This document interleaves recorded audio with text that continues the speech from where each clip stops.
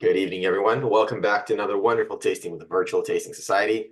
Today, we're excited to welcome two new brands to our group, two brands that we've heard great things about, and I, for one, have been very curious to try and learn more and taste their spirits. We have 6 expressions in front of us, 3 from Nc'nean, 3 from Ardnamurchan, and we have representatives for both brands, but we have Annabelle Thomas, who is the founder of Nc'nean, here with us, chiming in from the south of London, you said? Welcome. Yeah, Thank you very much for joining us. We're excited to hear all about your brand, the history, the future, what you're doing there, what you're excited about, and why everyone else should be excited about it. I know we have a couple of super fans in the room. So thank you so much for joining us. We're super excited. And I don't want to eat up any more of your time at 3 a.m. So I'm going to hand it over to you and let you take the floor. excellent. Thanks so much for having me. I'm Annabelle. As Vadim said, I'm the CEO and founder of Nc'nean, and I'm very happy to be here. Thanks everyone for coming. We have 3 of our whiskies to taste tonight. So while we taste those, I'll try and give you a bit of background about Nc'nean and also obviously explain the whiskies themselves. We'll definitely have time for questions at the end, but if you have questions as we go through, please just ask them. I would much rather it's interactive and fun rather than you guys just sit and stare at me. So jump in, write in the chat, whatever you feel like as we go through, if you've got questions. So no one wants to hear about whiskey whilst not drinking whiskey. So why don't we go ahead and open your first whiskey, which should be Nc'nean Organic.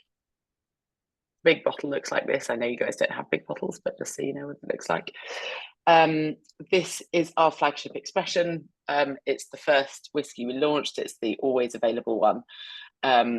So why don't you guys go ahead and pour that out, and I'll tell you a little bit about the history and then explain the whiskey itself.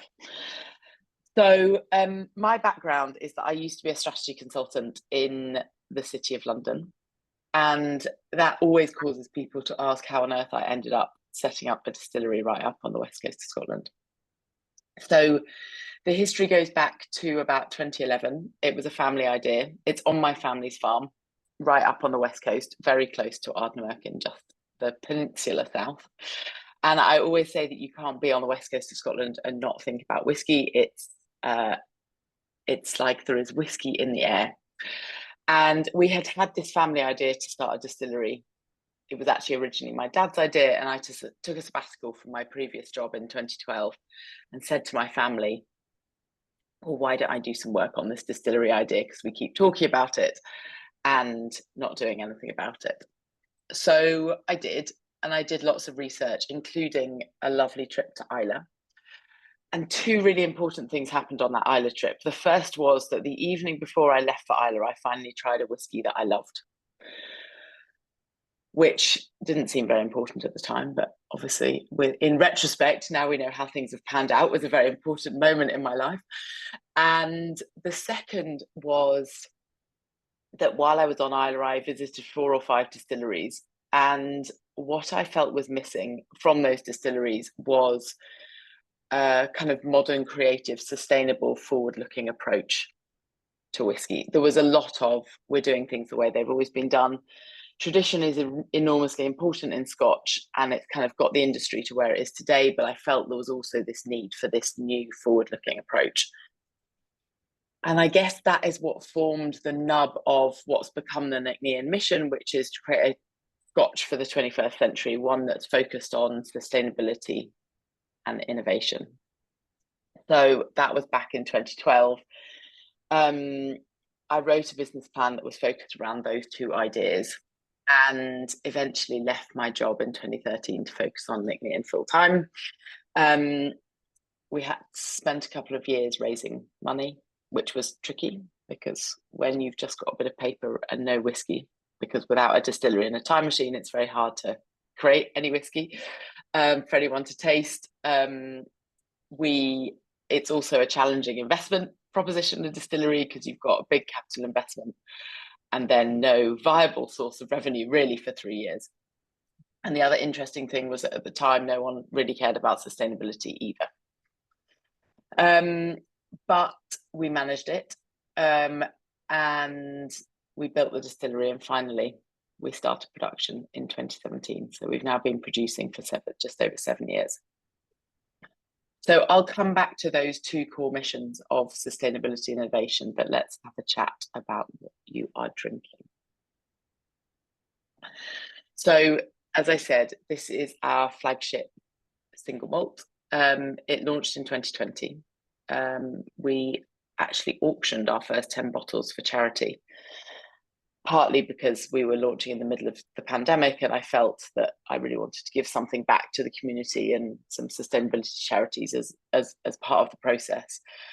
And we were lucky enough that our first bottle went for £41,000 at auction, which was pretty amazing. And the whole thank you, Jane. The whole auction raised 92,000 for these 5 charities, which was extremely surprising to us and the charities. There were a lot of very happy people that evening.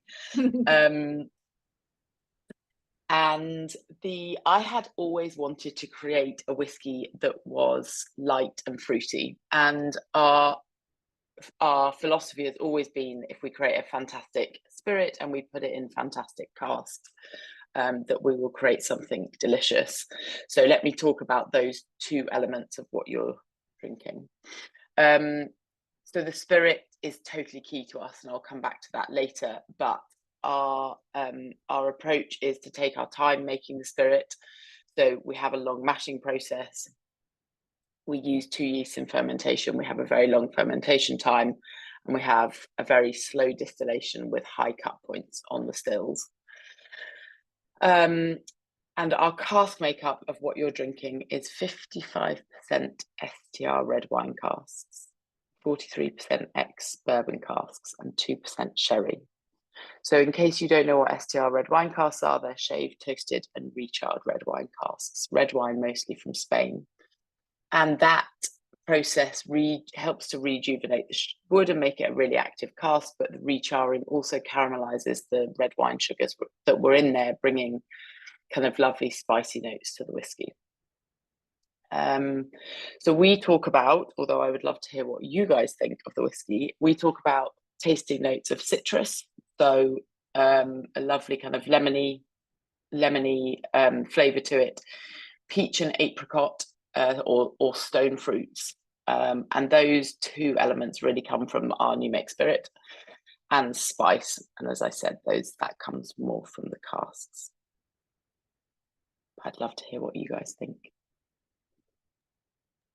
So I'm assuming Jim Swan had a hand in this. The moment I hear STR. He did. Okay.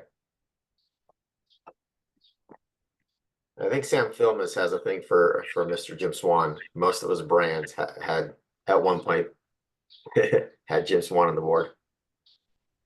I think 50% of our success is Jim Swan, unfortunately. But yeah, we're proud to represent about 5 or 6 distilleries, including Nc'nean, that he put his hands and expertise on. Wonderful. For me, this whiskey is one that we pull from the cabinet all the time, a regular sipper for us, but it's like apricot tart almost, because there's a butteriness to it. And then this freshness that I can't quite pinpoint, that's like not quite herbal, but I know it's young and estery, and I love that. And I wonder if it's from some of the fermentation as well. But yeah, that's one of the pieces that I really love about it.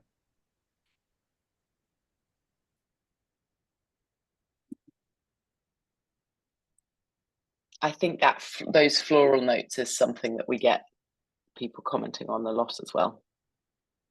Subliminal from the bottle, maybe.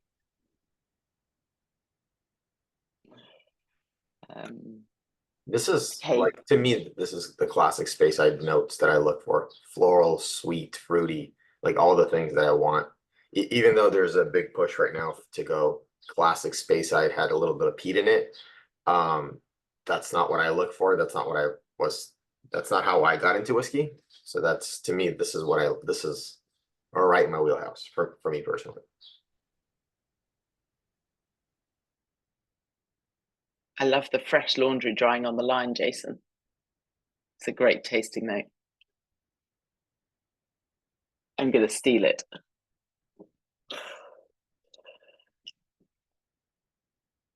And as you said, Vadim, Jim Swan was very important to us. I think he was involved in the project right from the beginning.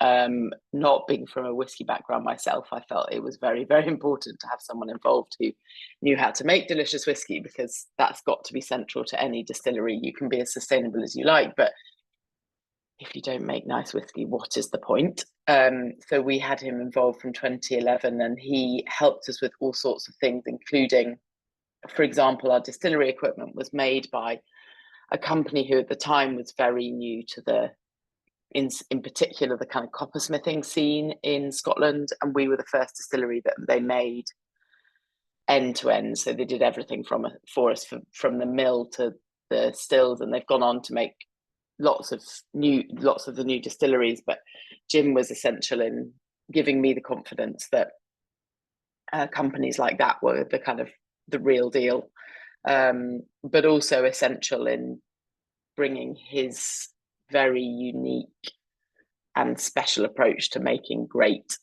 young whiskey, and that philosophy of make really delicious new make that really you could drink straight off the still, and maturing it in fantastic casks is a Jim Swan through and through. And we kind of very much followed his philosophy in that. We have also diverted somewhat from what he would have done in other things that we do, and I'll come on to talk about a little bit about that. But yeah, he was very influential on our approach, in particular for the flagship single malt.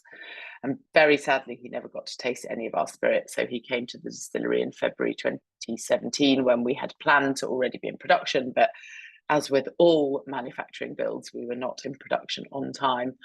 And strangely, I felt very compelled that day to write down absolutely everything he said and try and interview it all out of him, which he wasn't very keen on at all. And he kept saying, Dad, we'll talk about this in 4 weeks' time. We'll talk about this in 4 weeks' time when I come back. But I felt very lucky to have had that time with him. And also our distillery manager, Gordon, was there that day as well. And that was his kind of main interaction with Jim. So it was fantastic that we got that time with him and managed to capture so much of his knowledge and implement it in the whiskies that we make. So shall we move on to the next one, which is Quiet Rebels Gordon? And that mention of Gordon is a nice segue. So Quiet Rebels is our series of special releases that we release every autumn. Comes in a blue bottle like this, and in a lovely flowery tube like this. We're going to talk about your packaging. We're going to have to talk about your packaging at some point, but I definitely want to. I'll leave all my packaging questions for the end. Okay, perfect. Well, I was going to talk about packaging kind of towards the end of this whiskey. So we'll let you leave without it. Okay, great. Yeah. So Quiet Rebels is all about, for us, celebrating people at the distillery. People is very important to us. It's very important to every business, and I wanted to celebrate that in a very kind of forward product-led way. And the way it works is that every year it's somebody's turn, and this goes in the order that they join the company. So I was first. Lorna, who was our fantastic first employee and is still one of our distillers, was the second, and then last year it was Gordon's turn.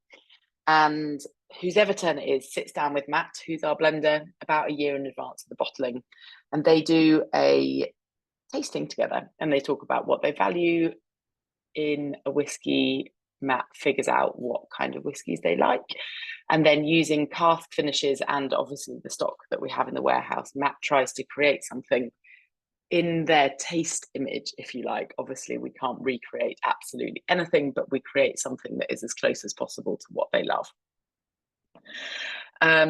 And in the case of Quiet Rebels Gordon, Gordon describes his favourite whiskies as something that leaves your mouth wanting more. And what that has left us with is a very rich and delicious whiskey. It is 74% STR, so a much higher proportion of STR than the flagship that we tasted first. 19% sherry, so again, a much higher proportion of sherry casks, and then 7% reef salt, which is a French sweet wine cask. And I think all of those things bring the whiskey together to create something more Christmassy, I like to think, kind of sweeter, jammier, plummier, and with this same lovely buttery note that we were talking about in the first expression. And indeed, no ex-bourbon at all. So this is one of our very few whiskies that has no ex-bourbon casks in it. But it's okay, because our last tasting today is going to be purely ex-bourbon. So it's all going to be balanced out. And yeah, I think it's really, I always love tasting these two, the flagship and Quiet Rebels Gordon, side by side, because I think you can see the consistency of the Nc'nean spirit shining through, but you can also play around with how much influence casks can have on the whiskey itself. What is a plum duff, Jane? That's what I want to know. That is not something we have in the UK. Actually, it is from the UK. It's a Is lot it? cousin of the spotted dick. It's a Christmas pudding. Oh, I love it. With plums instead of raisins. This is a family-friendly environment, all right? Hey, it's the name of a pudding.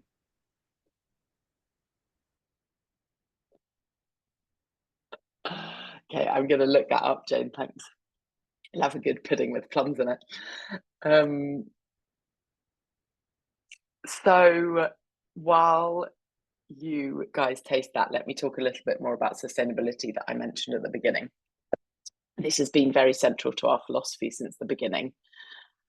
And I think comes from, I've always been passionate about it. I spent a while working for a company called Innocent Drinks, which is a smoothie company in the UK and Europe, which was kind of one of the very first high profile companies in the UK that was focused on sustainability. And I really, I guess I was very influenced by their philosophy. And when I was looking into the whiskey industry from the outside, really felt that that approach to business as a whole was really lacking in the Scotch industry. And I think it's important morally, if you like, because I think if you start a new business in this day and age, it's kind of incumbent on you to do it in the right way, knowing what we know. But I also felt like it was important for the Scotch industry because the next generation of consumers really, really care about sustainability. And I would like Scotch to still be around and thriving in 100 years' time. And that requires us to appeal to the next generation as well. So I really wanted sustainability to be something that we focused on, and not only for Nc'nean's sake, but also to help move the rest of the industry forward. So we always talk about 5 key things on sustainability. The first is we're 100% organic. We're the only 100% organic distillery in Scotland. Says it right on the front of the bottles. And that means that we buy 100% organic Scottish barley. We buy that in the whiskey that you're drinking came from 10 farmers across Scotland. We're now just working with 2 farmers, and that's just been an evolution kind of how we bought it. And the reason I chose organic is because it's better for biodiversity on the farms where the barley is grown, because it is better for the water quality around the farms, because they're not using pesticides in the first case and nitrogen-based fertilizers in the second case, which causes water runoff. And it also is fantastic for the soil health and the carbon sequestration on those farms. But the lovely secondary benefit of being organic is this depth and flavour that we get in our barley grains. And that is one of the contributing factors to this butteriness that we have been talking about. And that we'll really find, I find at least in the third whiskey that will come on to taste, you can really get a great pure sense of that butteriness. So that's the first one. The second is energy. Energy is obviously critical, and if you've been to a distillery, you'll feel how much energy is used when you're in the still house. We use a biomass boiler, and we were following in Ardnamurchan's footsteps when we did that.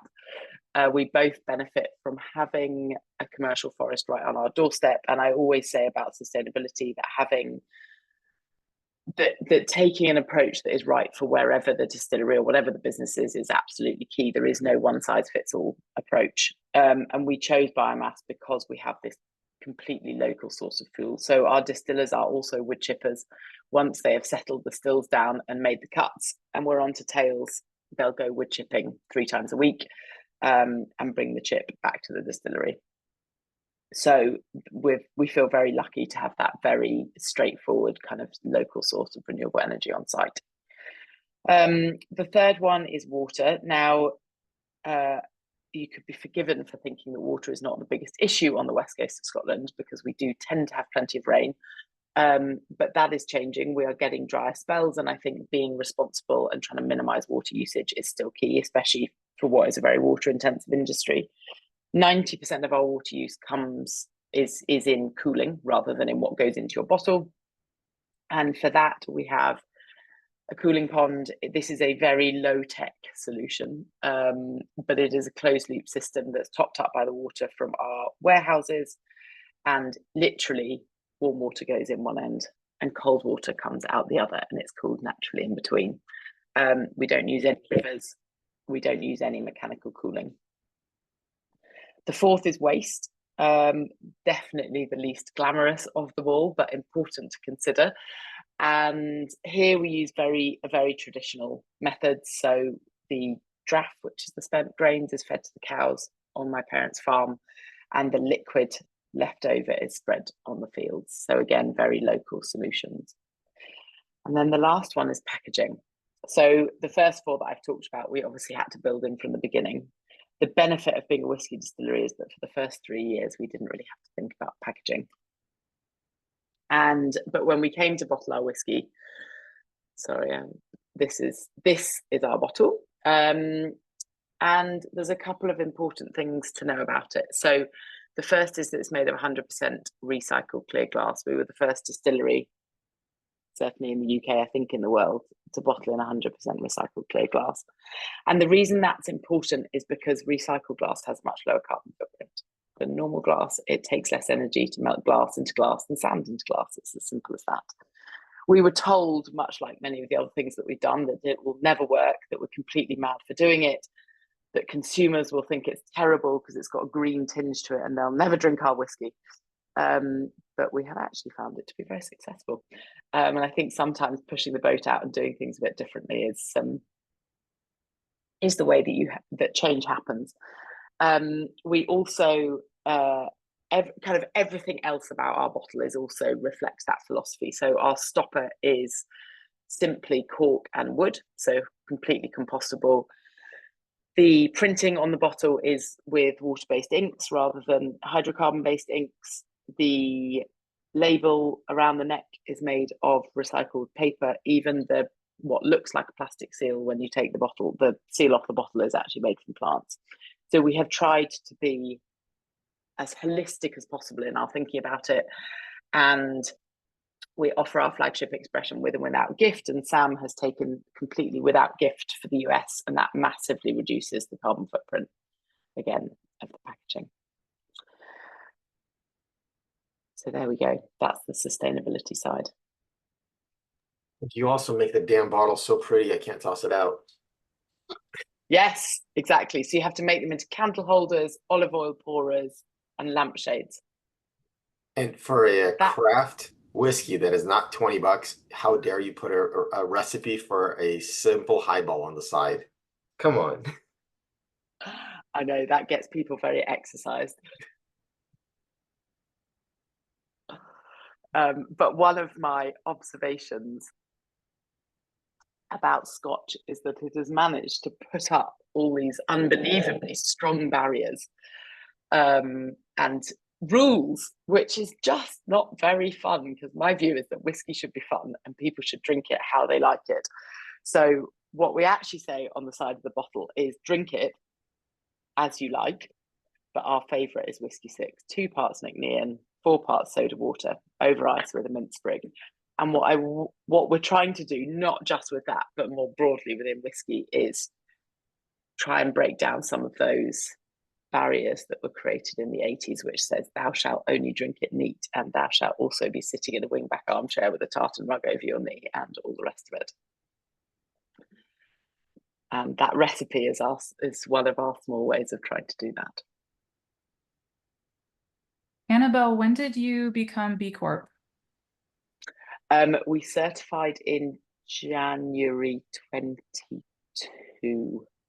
Yes, Jan 22, which was a really cool process, actually. And it took a long time, as I think becoming a B Corp always does. It particularly took a long time for us, I think, because we've got a very, very high score, and a lot of that comes from all of those sustainability initiatives I was just talking through. And I think they are therefore rightly very, B-Lab like to make sure that they're awarding those points rightly. So we had months and months and months of back and forth and scrutiny and so on. But it was a fantastic process to go through, because it's actually a kind of self-improvement process going through it, because it suggests things in asking the questions.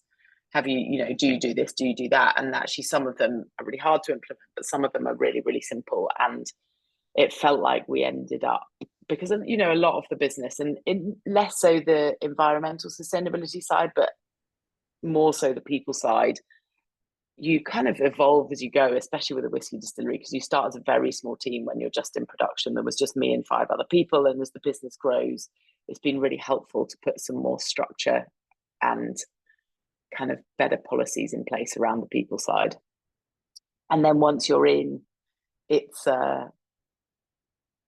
just a fantastic movement to be part of. And increasingly in the UK, at least, customers and consumers are starting to recognise it. So it's been fantastic.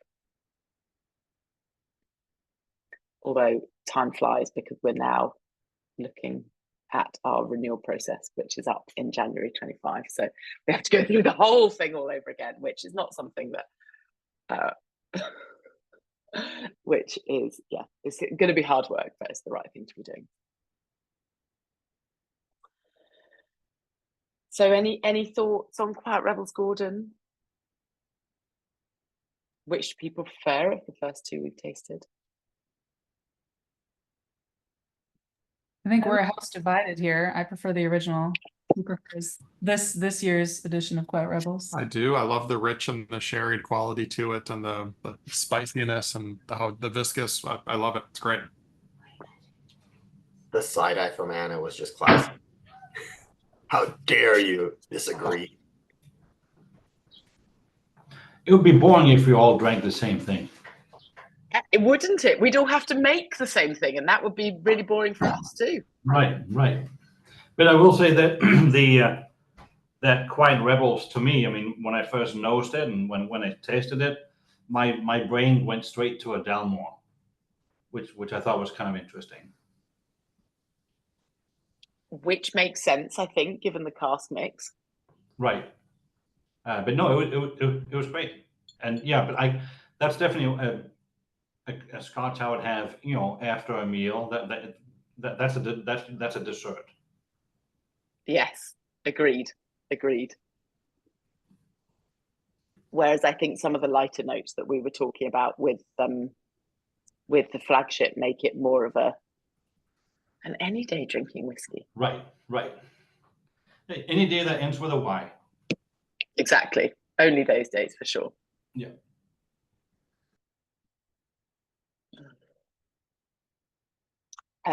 Okay, well, shall we talk about the last one, which comes in this frosted style of bottle, and is called Nc'nean. So this is cask 18642. It is a single cask. It's an ex-bourbon cask. It was filled in December 18 and bottled in February 24. 244 bottles, picked by Sam, and it's bottled at 60.4%, which is cask strength, which is particularly high cask strength for us, actually. So not sure how you managed to pick such a high one, Sam, but I think it wears that very high strength very well. So while you pour that last one, let me tell you the history behind the name, which everyone always asks about. Then we'll talk about tasting notes, and then I'll talk a little bit more about the other kind of things that we do on the spirit side, which isn't necessarily reflected totally in this bottling, but I've touched on earlier, and I just want to cover in a bit more detail. So Nc'nean, I wanted to pick a name that wasn't just the place, because that's quite traditional Scotch and we're trying to do things a little bit differently. So I wanted something really that reflected our philosophy rather than solely the place. And we looked back in Gaelic history and found this goddess called Nc'nean. She was known as a protector of nature and for walking her own path. And we thought that perfectly summed up what we were trying to do. So I wanted to use her to represent us. But Nc'nean, I think, has 13 letters. It does not have very many vowels. It's incredibly complicated to spell, to type, to say. I didn't think anyone would have any hope of ever saying our name, and I would be frustrated, shall we say, trying to type that 100 times a day. So we shortened it to Nc'nean. And lots of people, by the way, still feel they can't pronounce that, but I can assure you that it's easier than Nc'nean.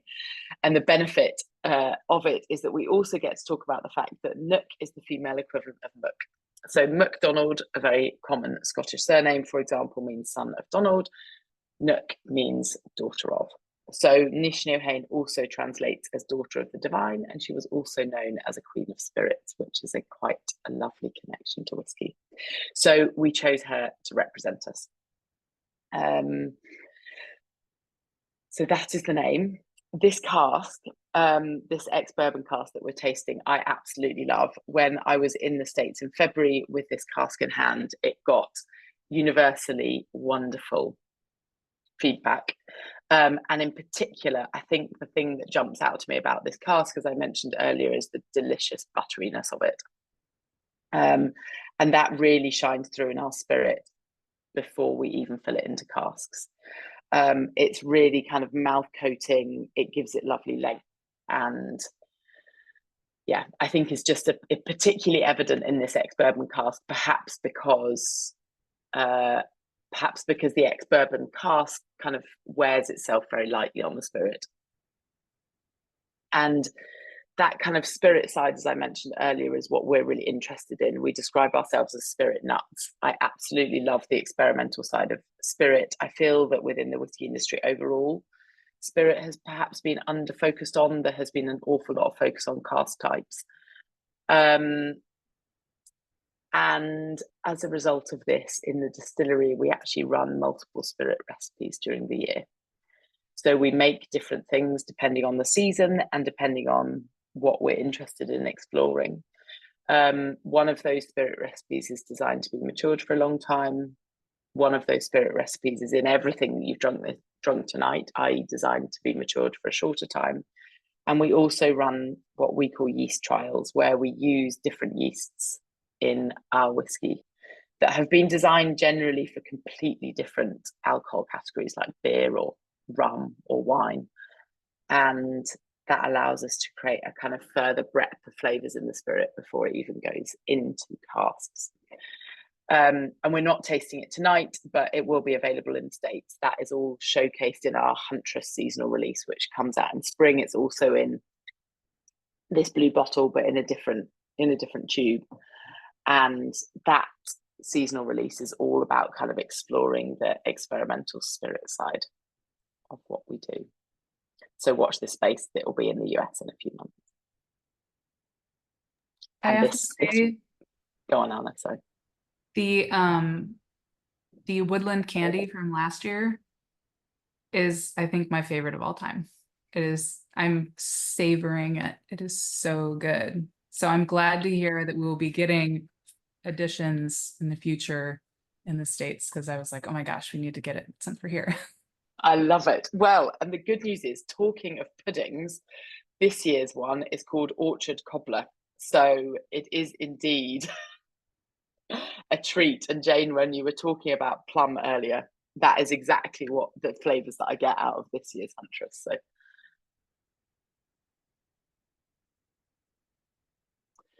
I'm loving some of the tasting notes here. Hints of warm sunscreen, flavors of summer for me. It's got a little bit of a limoncello feel to it almost, Yes. with that backbone of the scotch underneath it. Really interesting. Yeah, I think that citrus is coming through to everybody.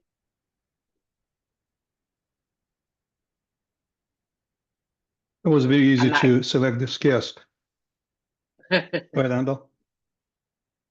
Because when I tasted it, you're right, the mouthfeel was great. It's oily, it was waxy, it was really nice feel, and the DNA of the spirit was there, was not lost, and tons of vanilla.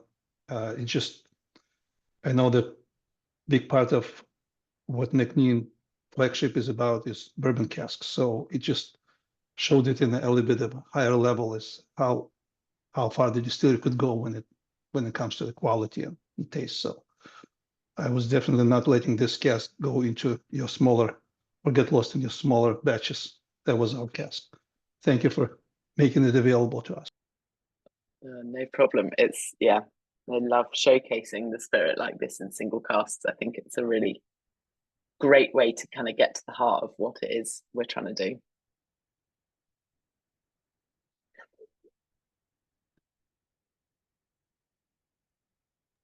There's something beautiful about tasting a spirit and ex-bourbon.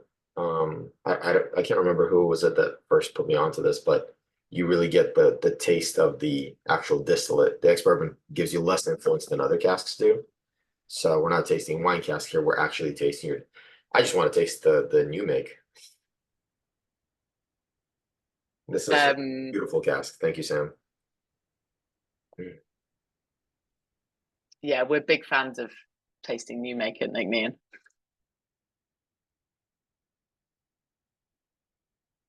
Oh, and what about your botanical spirit? That's pretty Well, cool. exactly. That is exactly where the botanical spirit came from. So our botanical spirit sadly is not available in the US at the moment because I decided for my sins to put it in a 500ml bottle, which is not a legal size in the US. However, we are working on changing that. But our botanical spirit really came from this. A lot of people's comments on, wow, your new make is so amazing, you should bottle it just as it is. And I felt like there wasn't probably wide consumer appeal in that.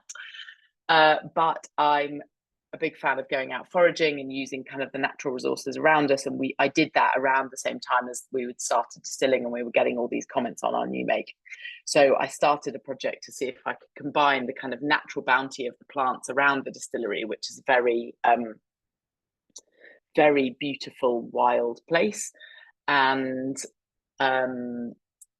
with our new make. And it was a long project. We worked with Heriot Watt in Edinburgh to do it. It was quite tricky actually from a developmental point of view, but we came to what is now our botanical spirit, which is basically our new make redistilled with botanicals. And the lead botanical is something called Myrica or bog myrtle, which grows everywhere around the distillery and is amazing. It's got this lovely floral citrus notes to it, which really complements our spirit as we've been talking about tonight, but it's also got lots of juniper and coriander in it, which kind of brings it closer to a gin. So we say it's a product as if gin and whiskey had a baby. And I mean, it really behaves like a gin. So any kind of gin cocktail, like a Negroni, it works fantastically in. But watch this space. Hopefully it will be in the US maybe next year, but not right at the moment. In the meantime, you can smuggle some back if you're on this side of the pond.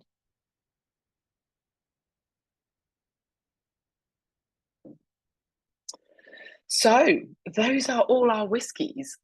Please fire away with questions if you have some.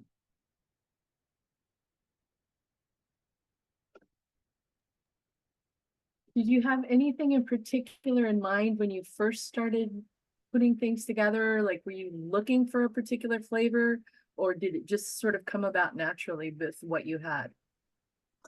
I think I was very focused from the beginning on this light and fruity taste profile. I think that's what I love. in a whiskey, and that's definitely what I wanted to create. I think there's always unknowns when you start a distillery as to exactly how things are going to turn out, and I think that's part of the beauty and the fun of it as well. I guess we could, from the very beginning, you can adapt your spirit to be this lovely light and fruity spirit, and we were very focused on that from day one. But from the cask point of view, you can be a little bit more flexible, and actually over time we've already adapted our cask recipe for the flagship organic, because the casks mature at different rates and we're on a journey, and we're always aiming to put out the kind of most delicious thing we have out there. And I wasn't wedded to a specific cask makeup from the beginning. I very much wanted to see how things evolve, and obviously always try and put out the very best we can. I think this butteriness and this mouthfeel that we've talked about is, obviously, if you'd asked me, I would have said, yes, that's fantastic. I definitely want that. But it's not something that we'd ever specifically discussed with Jim Swan as to how we might make it. And I think anyway, a lot of that comes from the organic barley, which he, by the way, was not a huge supporter of. He described organic barley as an expensive waste of time, which I don't think has been our experience on the ground, although he was right about the expensive side. But yeah, I've always been focused on this light and fruity taste profile. It's completely fabulous. I have become a new fan. I'm gonna have to buy a bunch of it. Thanks, Jane. And I'm going to go look out the plum duff. Have you experimented at all with different barley varietals? Since you've experimented with yeast and casks, and since you're in the organic, I know it already yields less being organic. I know it can be more difficult when you have those different barley varietals, but just curious about that. Kind of, yes.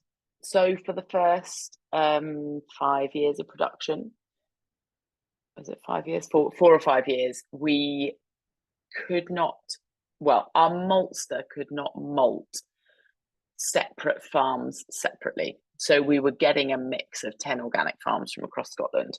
So from that point of view, everything that we have bottled so far, i.e. that is of age, is just a mixture. However, we then moved to a new maltster, largely because they were closer to the distillery, so better from a sustainability point of view, but could also malt fewer and single farms. But we did that not really because we're super interested in the barley varietals, but more because we want to be able to work very closely with those farmers on further improving their sustainability and really understanding what's going on the farms. But the kind of byproduct is that we now distill farms separately. So in future, we will be able to release single farm bottlings if we want to. And as a result, we have some visibility into the impact of different barley varieties. However, I think organic farming is pretty tough as it is.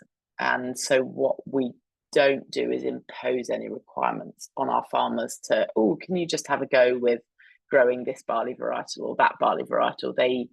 I feel they need to be responsible and happy with the barley variety they pick with their agricultural advisor in order that it has the best chance of yielding a decent crop and surviving in the specific conditions on that farm. So what we haven't got is a whole load of, say, old barley varieties that we've got laying down in the warehouse, for example. But I hope that what we will be able to do in future is kind of at least celebrate those farmers in some way and create some releases that are just examples of single farms, just for fun and for interest, although it's not a major focus.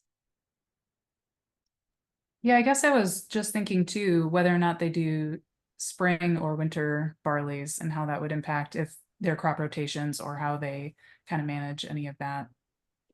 They always, my understanding is organic farmers always sow spring barley, and they have to heavily crop rotate. So 2 or 3 years on barley and then 3 or 4 years of grass and cows. And when you go around our organic farms, all they talk about is cow dung. Manure, manure, manure, manure, manure. It's all they care about because they haven't got anything else to fertilize their fields with. So the cows become completely central to the whole farm ecosystem.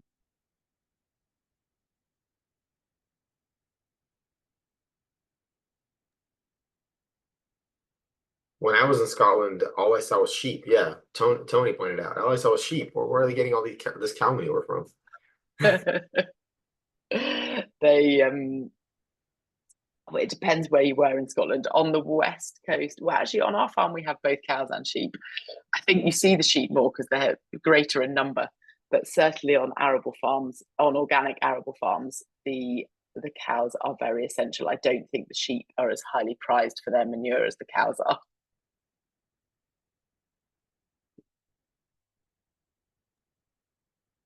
So I was digging through your website on the single cask bottlings, and of course the Impex ex bourbon is beautiful, but I noticed the wide range of different casks you've bottled, and obviously you have.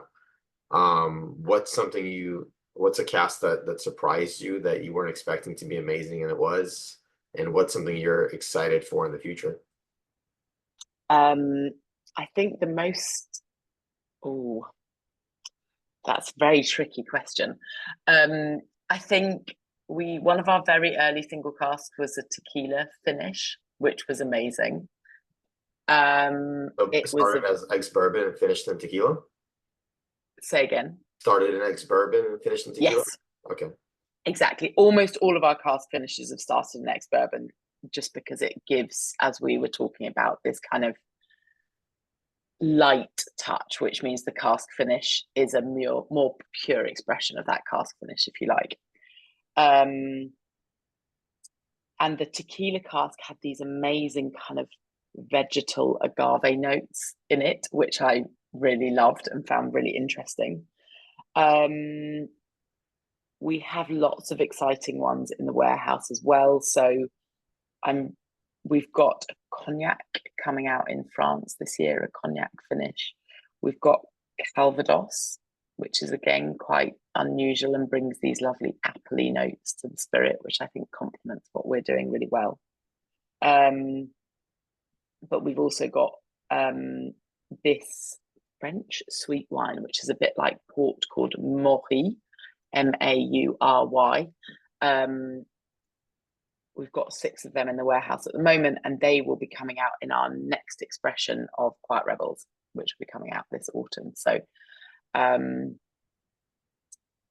English real ale casks. We've spent a long time thinking about beer casks, and we haven't managed to make it happen yet, but it's on the agenda. So hopefully, at some point, we'll manage a beer cask finished whiskey. Have there been any casks that were not up to snuff that you've decided like don't work for you? I don't think we found any whole casks types that don't work. We will normally buy in multiple casks of any one finishing type and not always release them all, because actually individual casks vary so much, and we're often doing this to release single casks or special releases and not all of them will work out. But we haven't so far found any that don't work at all. And in fact, the cognac collaboration, and what we're increasingly doing is specific collaborations rather than it just being any old cask. And the cognac one is a specific collaboration with an amazing cognac distillery in France. I've got one here which was started life as a Madeira cask. It was then brought into the UK by a very sustainable rum distillery in Devon, and it matured their rum for a while, and then it was brought up to us on the west coast of Scotland by a chef who actually tried to sail it up, but sadly the UK weather was not in favour of that, and he ended up driving it up. But we know that rum distillery very well, and releasing something kind of in collaboration with them and this chef was very much part of that single cask release. And I think having those connections and stories is a really important part of our single cask program. And the Calvados cask that I mentioned is also in collaboration with a B Corp certified Calvados brand. So I just want to try this Madeira rum cask finished spirit that you teased me with. Said all the right. sorry, shouldn't mention it, especially when there's only one of the casks. It's not fair, is it? It's also this awesome pink color, which I think is quite cool. Nice. Your glass, the frosted glass, the blue glass. How do you guys get it? Like, you're not a glass maker, or maybe you are, but like, how do you get that? That's kind of cool. It's actually not as difficult as you would think. The blue is just painted blue. Oh, it's painted blue. It's not actually a blue glass. Yeah, it's just painted. So all of the bottles are exactly the same underneath. It's all this 100% recycled clear glass. So the blue one is painted blue. The frosted one is frosted in a frosting process I do not fully understand, if I'm honest with you. And then, yeah, just clear. And we are hoping at some point to introduce a fourth colour. But that's harder than you might imagine. I think the frosting process, from what I've learned from the guys in Minnesota, is just have it at room temperature, take it outside when it's cold, and it's frosted. Here you go.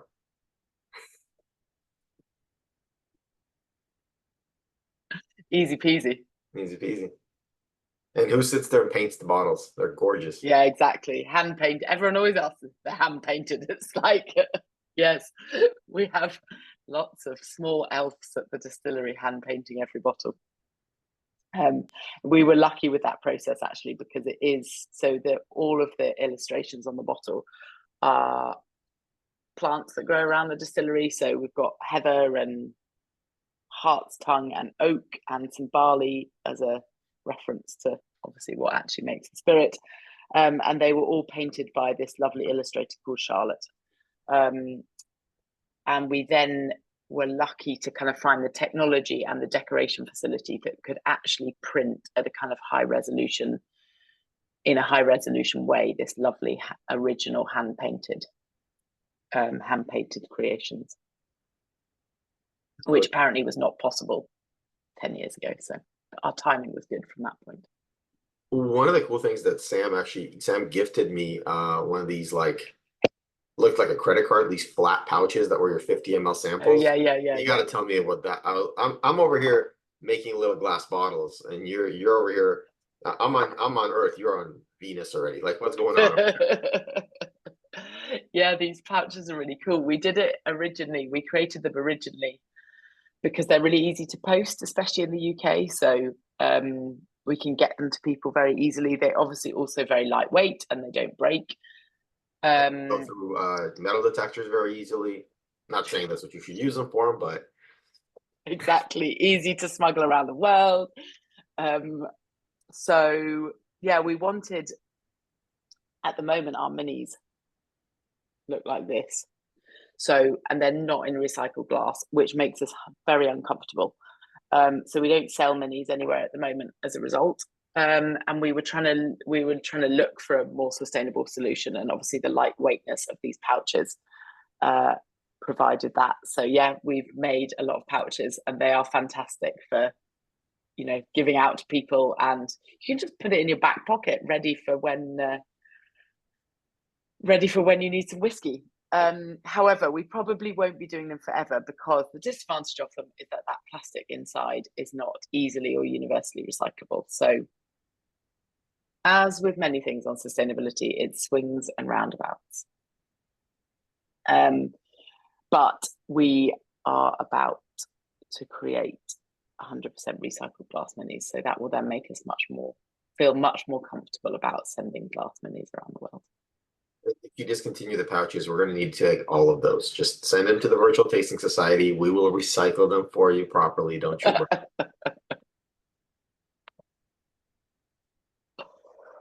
Yeah, Jason, I like that idea. We should send straws with them. Right? Yeah, Jason. Yeah, juice box. That's it. They might have little bigger than that though. Yeah, that's true. I'm in. Anyone else? I feel like I'm kind of bogarting the show. Anyone else have any other questions? Before you leave, I do want to ask. Carl's here, perfect. While we have the whole group here, I want to take our photo now. So before we lose you, but I want to ask everyone to grab a glass and put something in it. Let me grab this. This refuses to move. There we go. James is jumping on. Awesome. All right. We can do the poll. Well, I'm gonna pour a little bit of this in here. I think I'm gonna go back to the single malt. Usually I have half an ounce of everything left, and this is not going to be one of those days. Sorry. Raise a glass. That's what I Thank like you to so much for joining us. We appreciate you and your time, and thanks for the amazing whiskey. Cheers, everyone. Got it. Give me 2 seconds. I'm going to put the poll together, and somebody ask a good question. No pressure. What are you going to have to change if you want to start laying down cask for longer aging? Because like you had said earlier that you specifically tweaked everything for younger, and it shows because it's cleaner and you can drink it newer. If you want to do it for ager, though, you're going to destroy all of that 10 years in the barrel. Well, that is a great question, and we are actually already doing it. So a certain proportion of our production every year, we are already making in a completely different way with the aim of maturing it for at least 10 years. And that really, we change almost everything about how we make that spirit, but the most important bit of it is lower cut points. So this kind of esteriness and all those light fruity compounds that come through right at the beginning of the spirit run, we're less focused on capturing them, and we're more focused on capturing the heavy compounds that come out towards the end of the spirit run. And that is that makes for a less delicious new make right off the still, because it's got all of these heavier, not so delicious compounds in it. But the theory is that 10 years in a cask, that becomes depth and complexity. And it is delicious. I mean, we're already 7 years in, and it's actually already really interesting and really lovely. So the question is, what are we going to do with that spirit? Are we going to integrate it into our flagship expression? Are we going to create a different whiskey with it? That's part of the fun, and we haven't decided yet. So.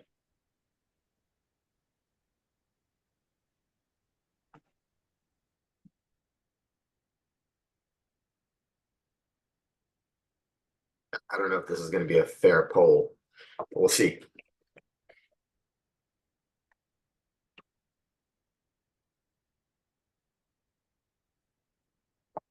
Do you guys have a visitor center, or what's your?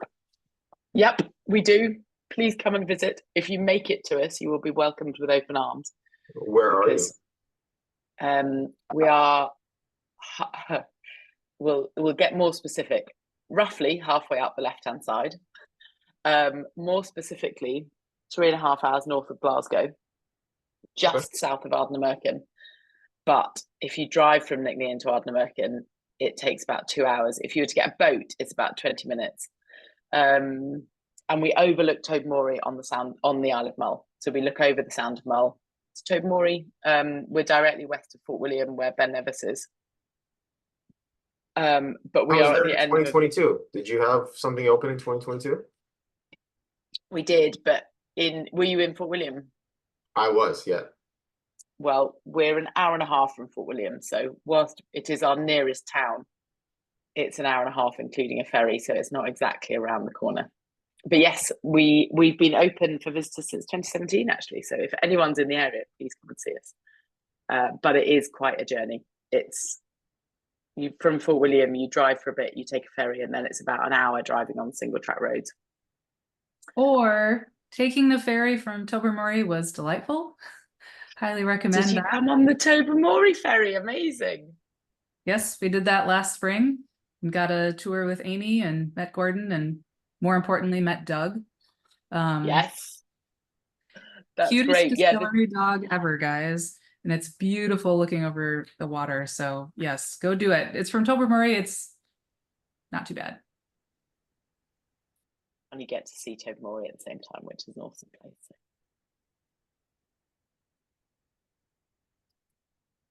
That does look a lot like a long walk. Tony, no, it's not an island distillery. The ferry is merely a convenience factor. You can drive around, but it adds an extra hour to the journey, as we discovered for most of last summer when the ferry was not working. So no, we're technically a Highlands distillery, but on a remote peninsula. Oh. Yeah, I took the ferry I took was from Skye to the mainland, and so that would not have helped. No, not really. Was there a ferry from Oban to you? No, to get to us from Oban, you can either drive or you get a ferry from Oban to Craigmuir, which is the south end of Mull. Then you drive halfway up Mull, you get a ferry from Mull, Fishnish on Mull to Loch Arlin on our peninsula, and then you drive half an hour further north to get to us. You really make us earn it. I got you. Yeah. But you will be welcomed with open arms when you get to us.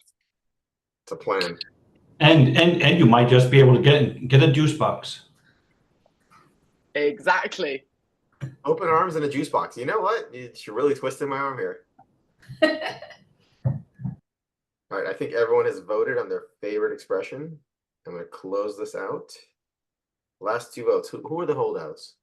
Annabelle, did you not vote? No, I didn't vote. It's Oh, like wow, choosing your right. favorite child. I can't do that. It's anonymous. We're not going to tell anyone.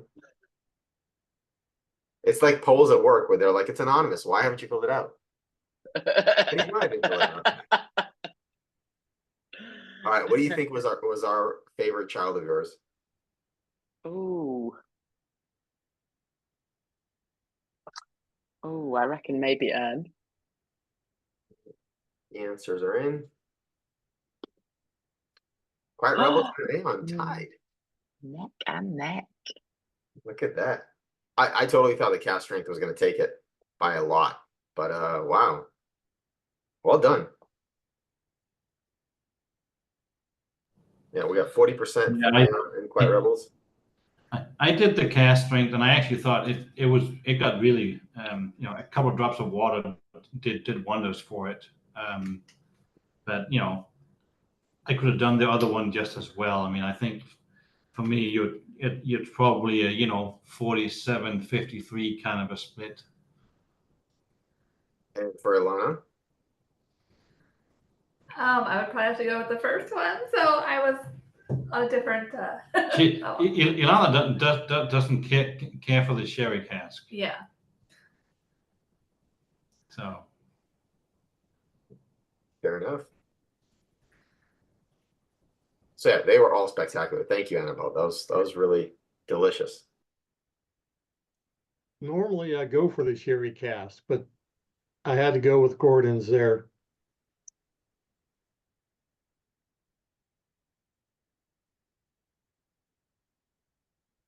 I think the balance on the original, the organic, the single malt is just so on point. Like, well done. I can see why this is the flagship. I could drink this all day. But I'm really looking forward for you to release something that has a little more age to it. That's going to be really interesting to try. Have to keep an eye on. Yeah, I'm interested to try it as well. If you need help, let us know. Yeah, you can always you know what? You can always mail some juice boxes. Exactly. I have quite a few volunteers for that role. It's strange. It's weird, huh?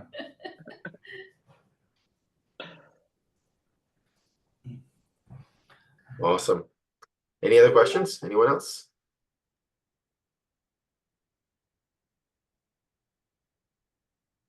Annabelle, we want to thank you for making it. I know it's what, 4 a.m. now, your time or something. Exactly. Yeah. It's just starting to get light. Hopefully you're going to be able to go back to sleep. Yeah. Exactly. Thank you very much. That was great. I'm going to go back to sleep. It was lovely to meet you all or see you all. Have a great time with Carl. I know you will. Carl is actually sort of a weirdly essential bit of our journey into this space, and maybe he can tell you a bit of that story. But it's a nice kind of coincidence to see Sam and Carl on the same screen, even if it is 4 a.m. So thanks for having me. Thanks, Adam, for organising it. Thanks, Sam, for including me. It's been awesome to chat to you all and hear all your thoughts and your questions. Awesome. Thank you very much. Thanks, Annabelle. All right. Thanks for being Cheers, here. everyone. Bye. Enjoy Bye. the rest of the evening. With that introduction, Carl, welcome to the group. Welcome to the room. We're excited for you to tell us all about Ardnamurchan and taste us through 3 expressions. Thank you. We're really excited and now nice and liquored up for you. So Yeah, see, yeah, going in the latter half is always better for that from that perspective. So, hi everyone. It's lovely to be here. Sorry for lurking for the past hour plus now. And just to explain, I suppose I should come right out with what Annabelle's alluding to there. So, and I suppose the accent as well. So, apologies for not bringing a Scottish brogue to the mix for the latter hour. But yeah, so I'm from the States, from New Hampshire originally. Worked in just a quick kind of introduction of who I am and what we'll get into very quickly. Ardnamurchan and the distillery and our whiskey. But yeah, worked in the trade, worked in alcohol for my whole career, and then right about prior to COVID, ended up working for Scottish government, which is a bit of a long story, but was the guy kind of helping small independent companies export to North America. So it was a government resource post effectively, and met Annabelle and my now boss through that, and also Sam. So Sam being, kind of the preeminent importer of quality Scottish whiskey.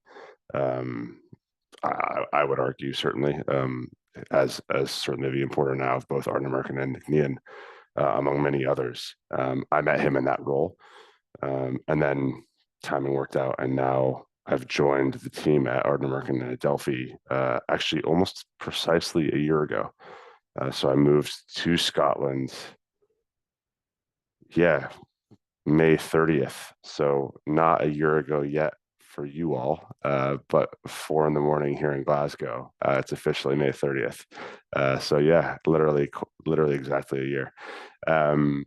So quite a privilege to work for the company. And I'm now, so we, like Annabelle, but in very different ways, which I'm quite excited to talk about, because we really respect Nc'nean and many of the newer producers out there. And Nc'nean is a neighbor as well. And we'll talk about that. And she mentioned that, but I am very, very privileged to be part of not only the sales team. So obviously I was brought on to talk to you all and work sales in the States and Canada and the Western Hemisphere, I suppose,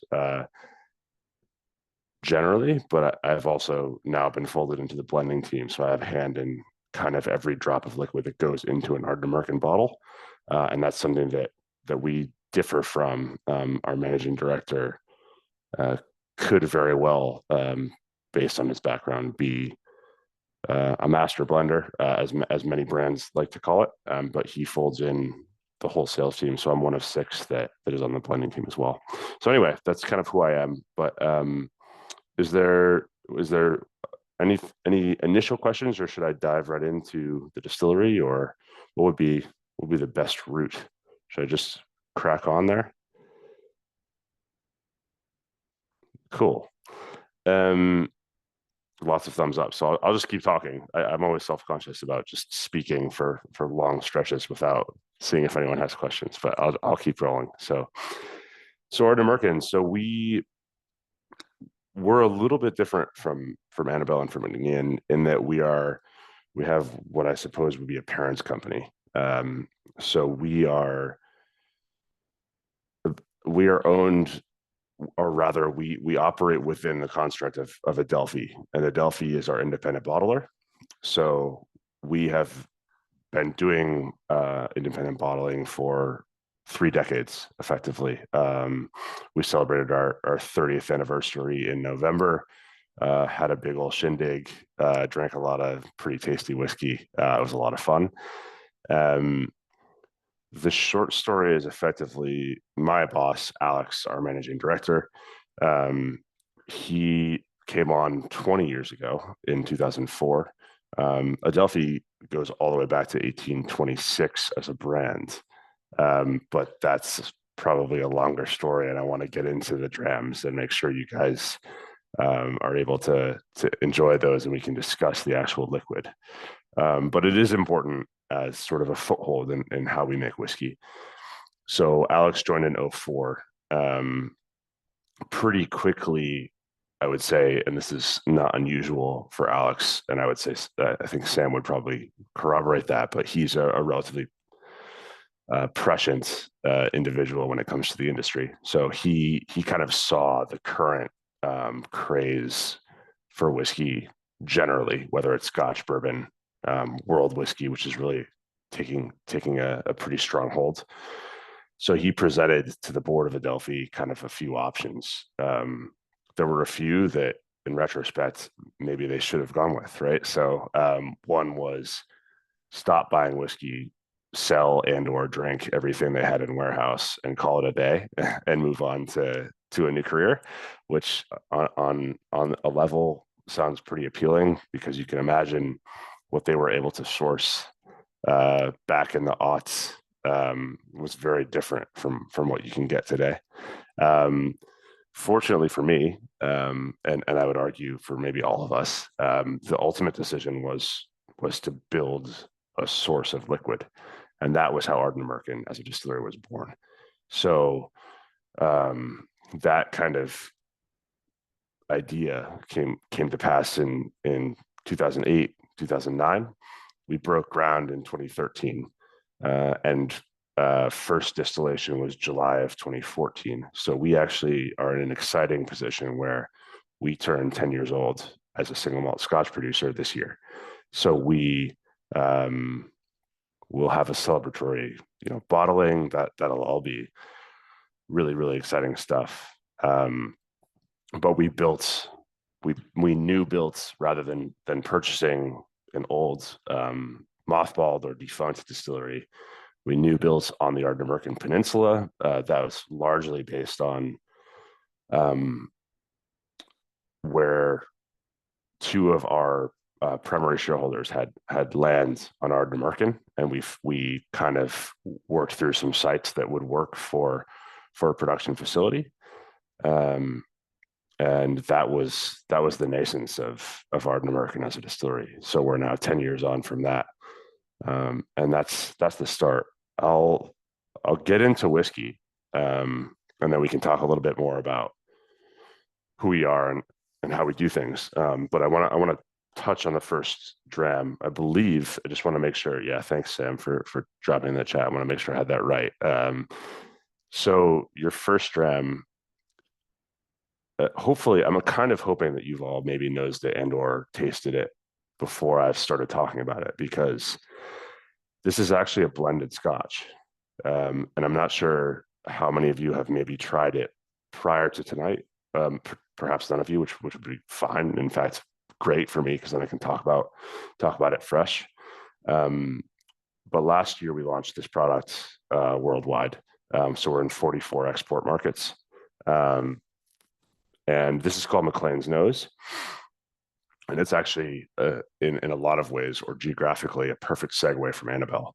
And I'll talk about that in just a second. But we wanted to, we make single malt, right? That's what we make at Ardnamurchan.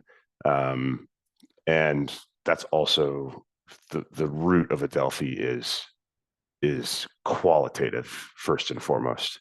So Adelphi, the vast majority of what we put out is single cask strength. So 250, 330, depending on the size of the cask bottles. And that's it. You'll never see it again. And that's, as an independent bottler, I think probably understood for most of you as people who are on a whiskey Zoom on a, what is it, Wednesday evening for you, right? Yeah. But not so common, certainly in the States and worldwide either. Quite well known as a concept in Scotland. And so we make whiskey from Ardnamurchan with that same ethos in mind. So we just wanted to remind people that blend does not mean bad. I think a lot of us who drink good whiskey or good things, if it's good beer, good wine, you get into this mindset of your big commercial blends are economically made and therefore not as good, which I won't tell you whether I'm not going to tell you whether that's accurate or not. You can decide for yourself, but we fundamentally put 70% malt into McLean's Nose. So your Dewar's, your Johnny Red, again, not going against Diageo. That'd be a dangerous game. But those are 15 to 25%, let's say. Let's give it we'll give it a bracket. Those are 15 to 25% malt whiskey, and then the remainder is grain whiskey, which is just fundamentally far less expensive to produce, and that's how they can get that so cheap on the market and on the shelves. So we wanted to say, hey, let's make something that is affordable, that's aggressively priced, that's in that bracket, but is still good, right? So we hope that it has a West Coast quality, and I'll talk a little bit about that because I want to hear from you a little bit, because I've just been going now for what feels like ages, and it's killing me. We want it to be characterful, engaging, interesting whiskey. It's lightly peated. There's a fair amount of sherry maturation in the makeup, but fundamentally it is 3 distilleries. The 70% malt is from 2 distilleries, both of which are on the West Coast, one of which we happen to own. So I'll just go out and say that. There's Ardnamurchan in there, of course. The other is from Campbelltown. So there are 2 West Coast distilleries, Ardnamurchan and Campbelltown. And then the grain, unusually, it's all sherry matured. So it's a high quality grain that we look at as a proper component to the whiskey and not just a filler. And that's how we made McLean's Nose. So, hopefully that's sitting on the shelf in the States for, again, we all know how the supply chain works, but if it's under $40, that's great for us, right? And I think that for what it is as a liquid in the glass, there aren't, in my biased opinion, there aren't a ton of whiskeys that provide that level of intrigue and depth and texture. It's 46%. It's non-chill filtered. It's natural color. It's a blended Scotch for under $40. And there's not a lot out there that I think quite fits into that bracket. Yeah. So I'm looking at the chat now. It's just to be a tease, there is a drop of Springbank in there.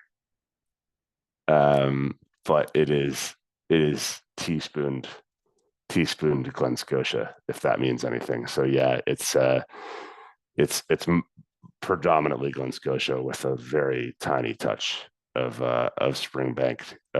That's my understanding, but it is mostly Glen Scotia.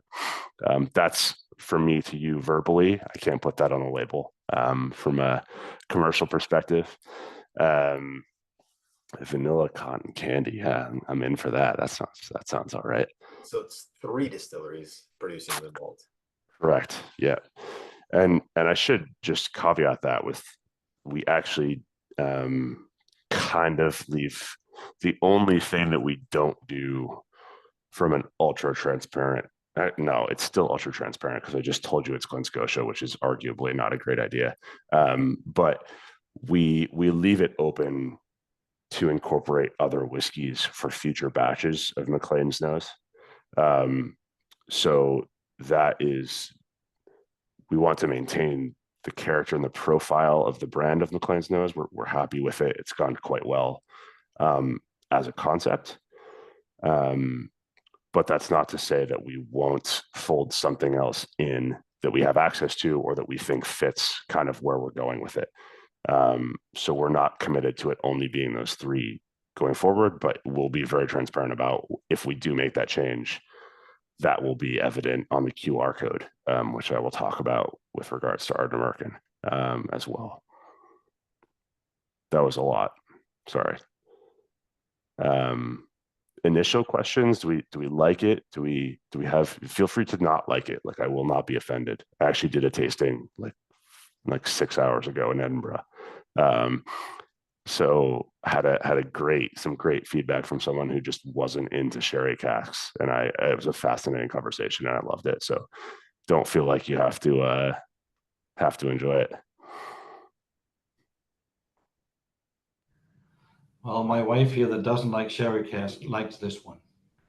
Cool. do we or how are we feeling about the peat in it? Is it light? Is it evident? Is it? Oh yeah, no, you can taste the peat, and we peat heads. I mean, when I say peat heads, we talk Octomore, right? That's the line of kind of peat I like. So yeah, It's not that, yeah. yeah, it's not right, but that's okay. I don't want to pay for Octomore all the time either. So Well there you said. go. Well said. Yeah. Yeah. Very I was a cool. little bit nervous to taste it after we tasted the cask strength of single cask of Nc'nean at 60 plus. But you can see the additional layer of this complexity there, some sort of a maritime influence, something there that actually shines through. Yeah. And I will say, just letting it sit in the glass for a little while, just open it up a lot. So it's the last couple of sips were better than the first couple of sips for me on this one. That's great. That means you're refilling your glass. So I'm all about that. That's what whiskey's about. Right. Yeah, I think Sam touched on something that's kind of a good segue when we're talking about what we do and who we are. So we touched on geography here, but I think it's important and it ties in with Nc'nean, who I think I said, but thanks for these really nice comments, guys. I appreciate this in the chat. So Nc'nean is on the Morvern Peninsula, and we're on the Ardnamurchan Peninsula. So we're named for the peninsula that we sit on, and they kind of jut out as two sort of related fingers off the mainland, if you will. And it's a remarkably beautiful place. It sounds like Anna and Adam, you were at Nc'nean, so you can kind of vouch for, there's a similarity. Certainly, we're very close to them. Did you make it to Ardnamurchan as well, or no? It was just it looked so close on the map, but it was too far.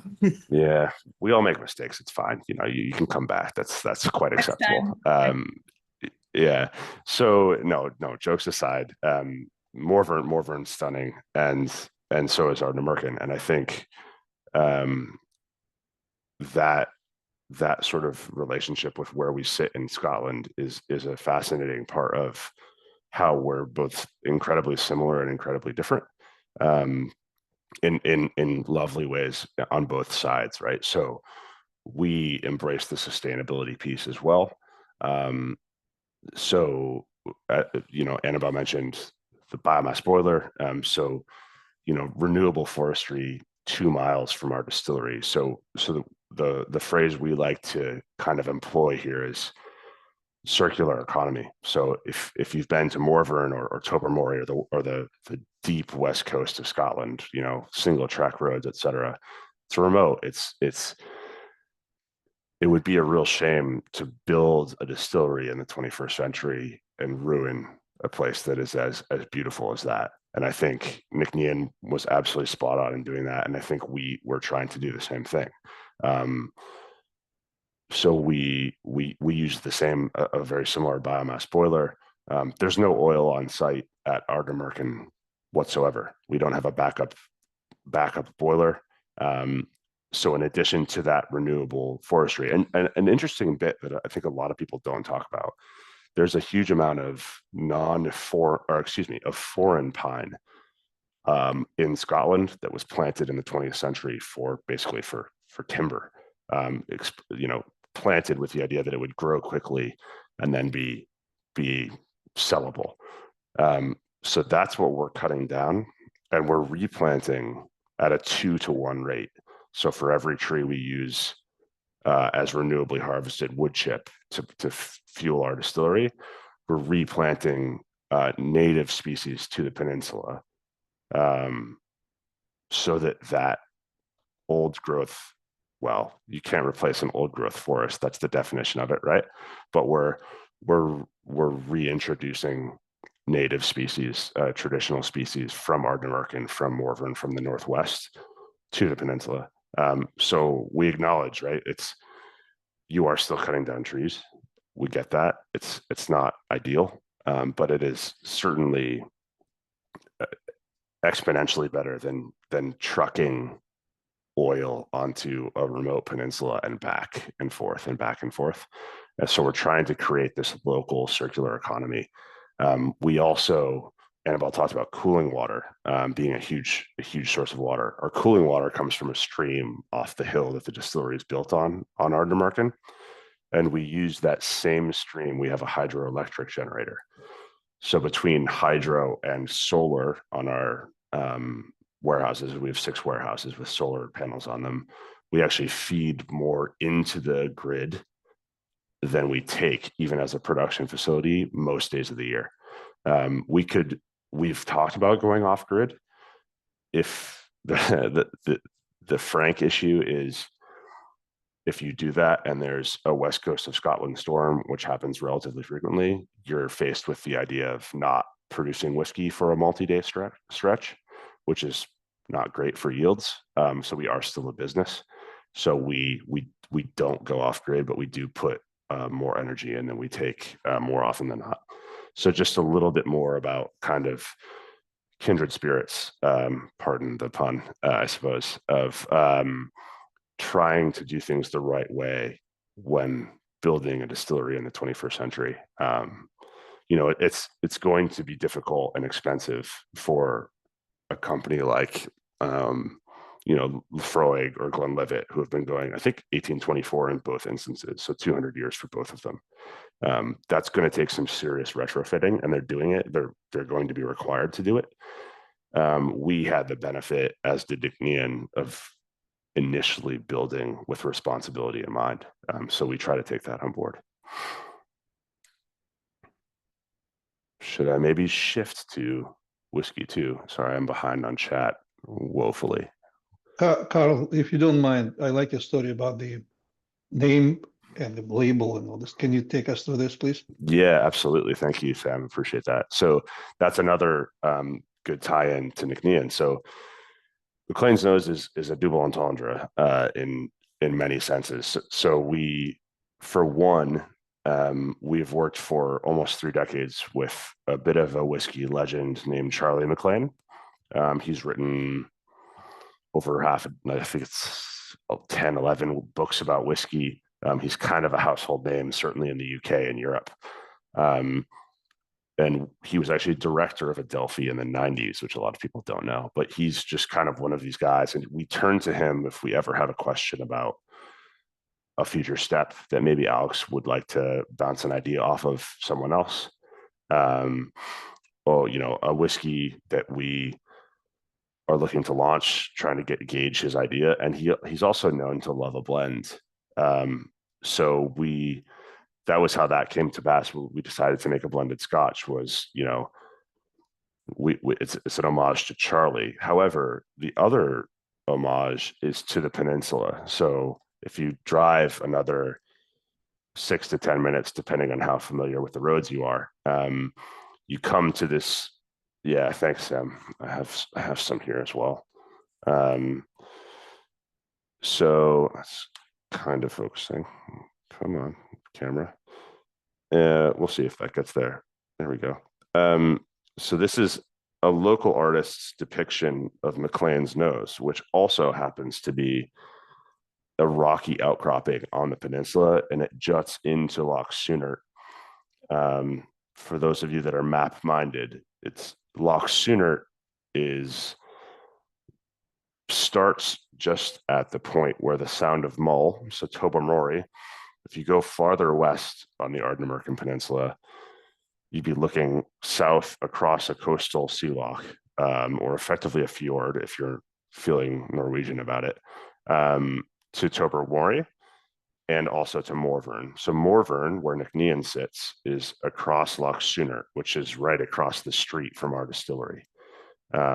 So it's basically Loch Nc'nean, and then the other side of the peninsula, the Annabelle's distillery is on. If you're at McLean's Nose, which is the highest mountain on Ardnamurchan, and then it descends down into the water. That kind of comes out right at the start of the Morvan Peninsula. So it's called Maclean's Nose because in decades ago, it was a navigational tool. So if you were a sailor, you would see Maclean's Nose on your left coming in from the Atlantic. And if you stayed too close to Maclean's Nose, you'd be going into Loch Sooner, which dead ends. If you went to the right, you would go on the other side of the Morvan Peninsula between Morvan and the Isle of Mull. So you would literally pass by Tobermory and Nc'nean, and that channel takes you to Oban, to the port. So it was used as a tool for sailors to make sure that they were going the right way through the West Coast to get to port. And it happened to be called Maclean's Nose. So we thought it fitting when we found that out. You know, we were already building a distillery, already had this relationship with Charlie McLean, whose nose we use kind of as a tool for whiskey.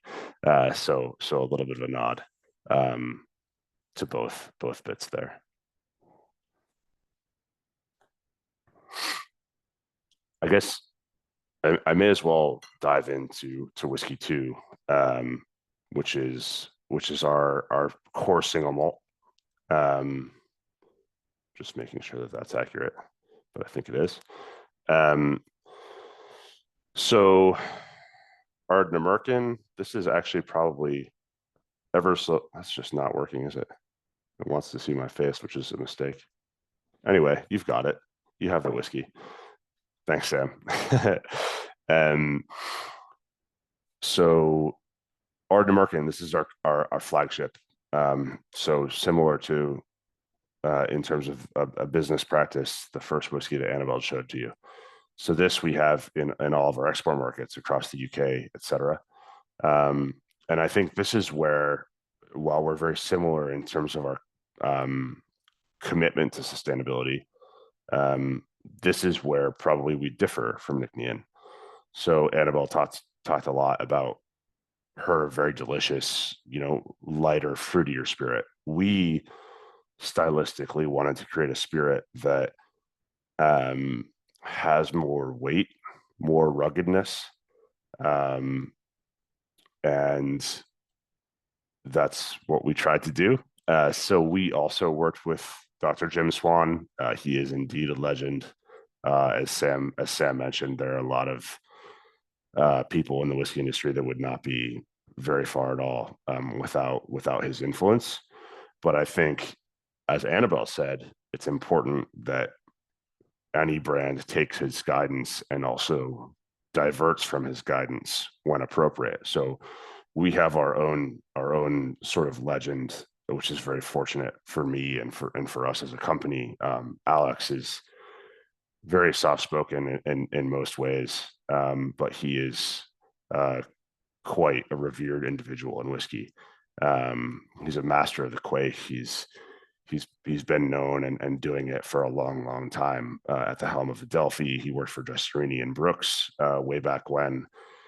So he had some ideas of his own naturally when the distillery was built. So we certainly took Dr. Jim Swan's guidance, but we also did some things a little bit differently to create that weightier, heavier spirit.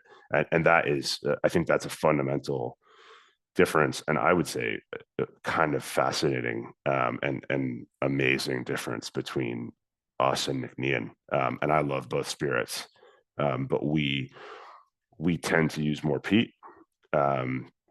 So we create. So what your second dram, the single malt, the Ardnamurchan single malt, is a representation of how we make whiskey in a calendar year. So we do about 6 months of unpeated distillate and 6 months of peated distillate. It's also a pretty good representation of what we have in warehouse. So we are quite traditional from a Scotch whiskey perspective. So that's another differing point. So we don't use STR casks. We have so this bottling that you're drinking is about 2/3 ex-bourbon matured and 1/3 ex-sherry, which is a reasonable snapshot of the Scotch whiskey industry at large in terms of what's in warehouse in Scotland. The majority will be ex bourbon. There's a fair amount of ex sherry, and then we have the little smattering of fun things in the same way that the Annabelle does. So Sauterne, Madeira, Tokai, rum, fun other projects. But the vast majority is going to be, 2/3 bourbon, 1/3 sherry. And so that's how we made this whiskey. 46.8%. Nothing we make, as I mentioned with Maclean's Nose, is ever chill filtered, nor do we ever add color. So this is pretty much unadulterated whiskey. We want you to taste Ardnamurchan in the way that we think Ardnamurchan is represented in a bottle, and that's what this is. So for me, what does that mean? I hesitate to tell people what to taste or what to nose, and I'd love to hear. Again, I'm behind on the chat. It does take water quite well. Appreciate that comment. I think the important part for me is because it's half and half, peated and unpeated.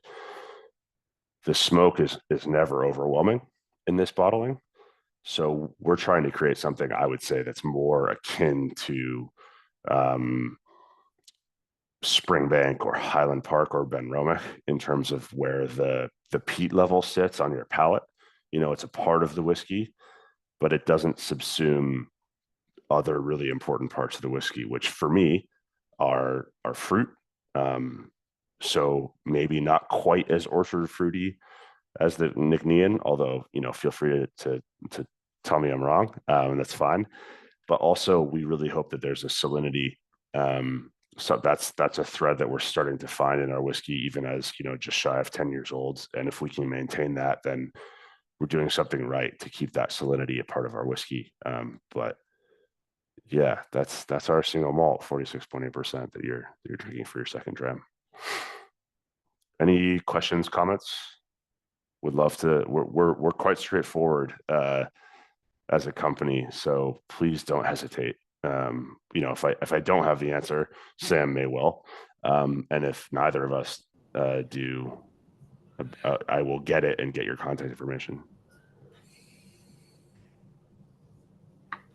Can you tell us a little bit about the source of barley, Carl?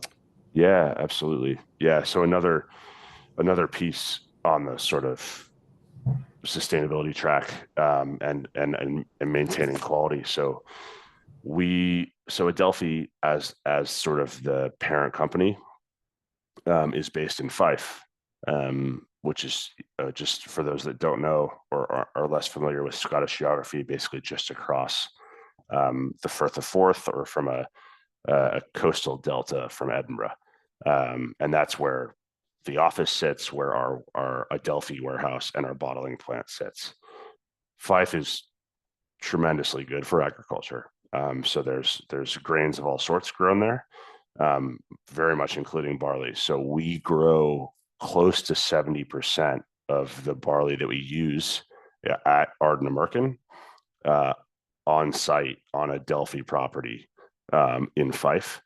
We would love to grow, and I'm sure Annabelle would too. We would love to grow barley up at Ardnamurchan. However, it's volcanic rock, so you're not going to grow much at all, if we're perfectly honest. So that's a bit of a bummer. But we're fortunate in that we can grow it, albeit a couple hours away. We grow it in Fife. We then send it to the maltsters, and it is then sent to Ardnamurchan. So we do have pretty good control over what the barley is that we're incorporating into our spirit. We do not do fully organic labeled. We do work under what's called Scottish quality crops as a scheme. And I've had some remarkably fascinating chats with our sort of lead farmer in Fife. And we very much subscribe to what Annabelle was talking about earlier with biodiversity. So SQC, Scottish Quality Crops, has a nod to having them be real fields. And by that, I mean, you have copses of trees with birds and bees and animals that pollinate and things like that are actually naturally occurring, as opposed to just a wide swath of agricultural acreage. and we subscribe to that throughout all of those fields.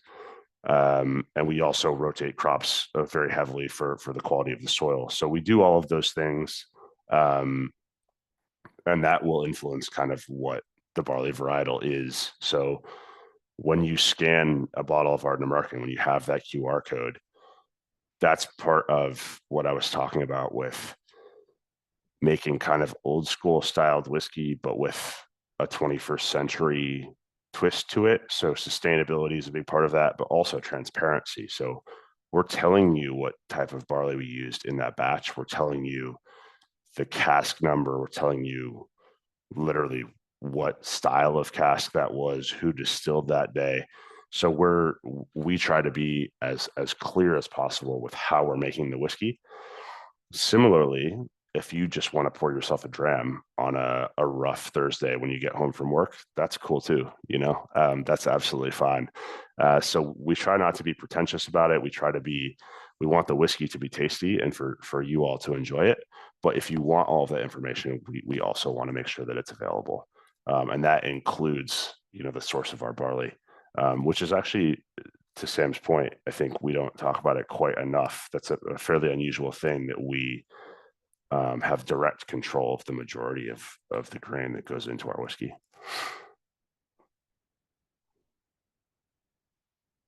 Any thoughts? This is really nice. I like the apple note. It's really forward, but that smoldering peat underneath it, really kind of nice. And I was Smoldering, when you yeah. said that you can't actually grow anything on your soil, does that with the volcanic, does that actually contribute to your water in any respect? Great Like, anything question. that would make your water would be really awesome. So It is outrageously good. Yeah, you're absolutely right. So it's a man, you're built to segue for me. I appreciate that. So yeah, that's a part of our story that I like to talk about. So whether or not you get what I think there's a saltiness to our whiskey. And we can use that as a segue into the final dram, which is a special one from Sam. I don't work for a big company that's going to put these fancy marketing things on the label about waves crashing into the warehouses where your whiskey is matured. I'm not saying that's not an aspect, right? I think maturation on site is certainly important. I don't know that like a 6-foot swell imbuing your cask with salinity is quite logical, but whatever it is you believe. What I do think is an interesting thing to put out there. So our whiskey comes off the spirit still at between 70 and 72% alcohol, right? As a clear liquid. And we're filling into cask at the industry standard of 63.5% alcohol. So again, this is maybe a lesser known aspect that's relatively standard, I would say. Most distilleries are going to distill up to 70, 72, 73. And then they're bringing it down to an industry standard proof for maturation, 63.5. All we do to the Ardnamurchan water that we put into our casks to go from 72 to 63.5 is a UV filter. So if you pour yourself, Sam's been there, if you pour yourself a glass of tap water on Ardnamurchan, it is the color of a lightly colored wooden table. I mean, it is beige. It is coming through peat and earth and highland vegetal matter to get to the pipe. So I don't want to be over romantic here, but I do think that would be a plausible place where Ardnamurchan is influencing the flavor of the whiskey. That's a considerable percentage of what goes into wood. Right there is Ardnamurchan water, and I'm hesitant to use the word terroir in whiskey. That's a dangerous game, but that is something that I think has weight, and I'll stand by that. But yeah, the water's delicious if slightly peaty.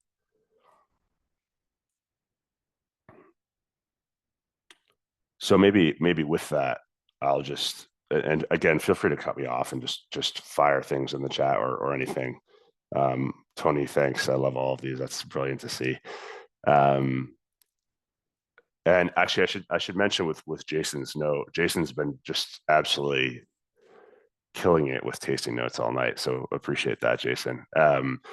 We do use. I should mention we use Highland peat, right? So again, we're Ardnamurchan. We are not Isla. We love Isla. We have a great relationship with Kilchoman, with many of the distilleries out there. The same with Springbank, Glen Scotia, and Campbelltown. But we're not necessarily trying to replicate that.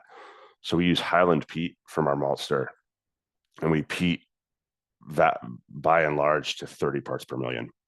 So considerably less than most of the peaty whiskeys on market. And then if you take that into account with the idea that we're using half of that in the composition of that second dram, half of it being completely unpeated, that is how we're trying to keep the balance to our peated whiskey. However, what you're about to drink is, I believe, fully peated distillate. So fully peated at that 30 parts per million, and this is a single bourbon barrel that Sam selected. So cask 1047 from last year. So bottled in 2023, this was just shy of 7 years old. It was about 6 years, 11 months, something like that. Absolutely stellar dram. I wish I had a bottle, but Sam has it all. So, or you have some of it. But yeah, I can touch on at least the bottle design quickly. So this is another nod to the peninsula. So if you see our opaque bottles like this, like the one that Sam held up, this is a different single cask. So anything in that opaque bottle, and I'll give a caveat in just a second, is a single cask. The sort of slate bluish gray is a nod to that volcanic rock, which can have a little bit of a bluish tint. So again, a nod to Ardnamurchan. And then this little bit, so if you can see that on my screen, that's a hydrometer. So that's used, for those that don't know, in understanding the gravity and the strength of a whiskey, or a beer for that matter. But this transparent part of the bottle is a little bit of nod. So I and pretty much our entire sales team, including my boss Connell, we all came from hospitality. So every one of us has been behind a bar at 3 a.m. doing an inventory of an opaque bottle, which means you have no idea how much liquid is in said bottle, which is really not fun at all. So this is a little subtle nod to those of us that are out there doing inventory behind a bar, so that you actually know how much whiskey's in there. Also, it kind of looks cool, but that's pretty much that. So yeah, single bourbon cask, selected by Sam and the Impex team. I remember tasting it. I remember it being a really, really stellar example of our peated spirit in bourbon cask. And again, we've talked about this. Bourbon sherry is glorious. It's a glorious thing. It does wonders for whiskey, but bourbon is where you taste Ardnamurchan, or you taste Nc'nean, or you taste Springbank, right? That's where you're really getting a sense of what's coming off the stills. You can have spirit forward sherry casks, but it does tend to obfuscate things a little bit. So a pure bourbon peated, you get a real sense of how our spirit comes off. So cask strength, so definitely ramped up in terms of how it's packaged. And yeah, I think the only other thing I would add is, if you ever see our black label in market, so Ardnamurchan cask strength, it is stylistically quite similar, albeit, not. When we come across a really tasty sample, when we're blending the core or the cask strength, which is a fairly large batch release, that is how these sorts of things come to pass. So we want to make sure that Sam has really tasty cask for when he's doing a single cask like this, right? So it's not like we're just sending him, you know, if he's not in Scotland, ideally, you know, we always love to have him here, but if we send him samples, we want to make sure that there's some tasty things on his desk. So when we're blending our products, we might come across a cask that we think could well work, and then we leave it up to him or to our other partners if they're looking for a single cask. So that would be how this cask was probably when we were blending cask strength, which is more heavily peated and predominantly bourbon matured. So in terms of sort of profile, quite similar to this third dram that you're tasting. And I'm conscious I didn't leave a ton of time, but I'm again very happy for any questions.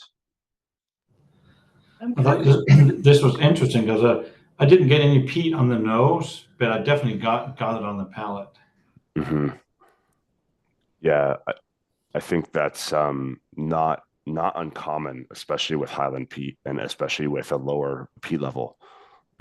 So the peat character on the nose can come off as that nice, sweet, smoky, heathery thing, right? Which isn't necessarily your big iodine punch in the face, right? If you're not looking for it, it's less evident until you taste it, and then you're absolutely right. You know, it comes out a little bit more boldly on the palate.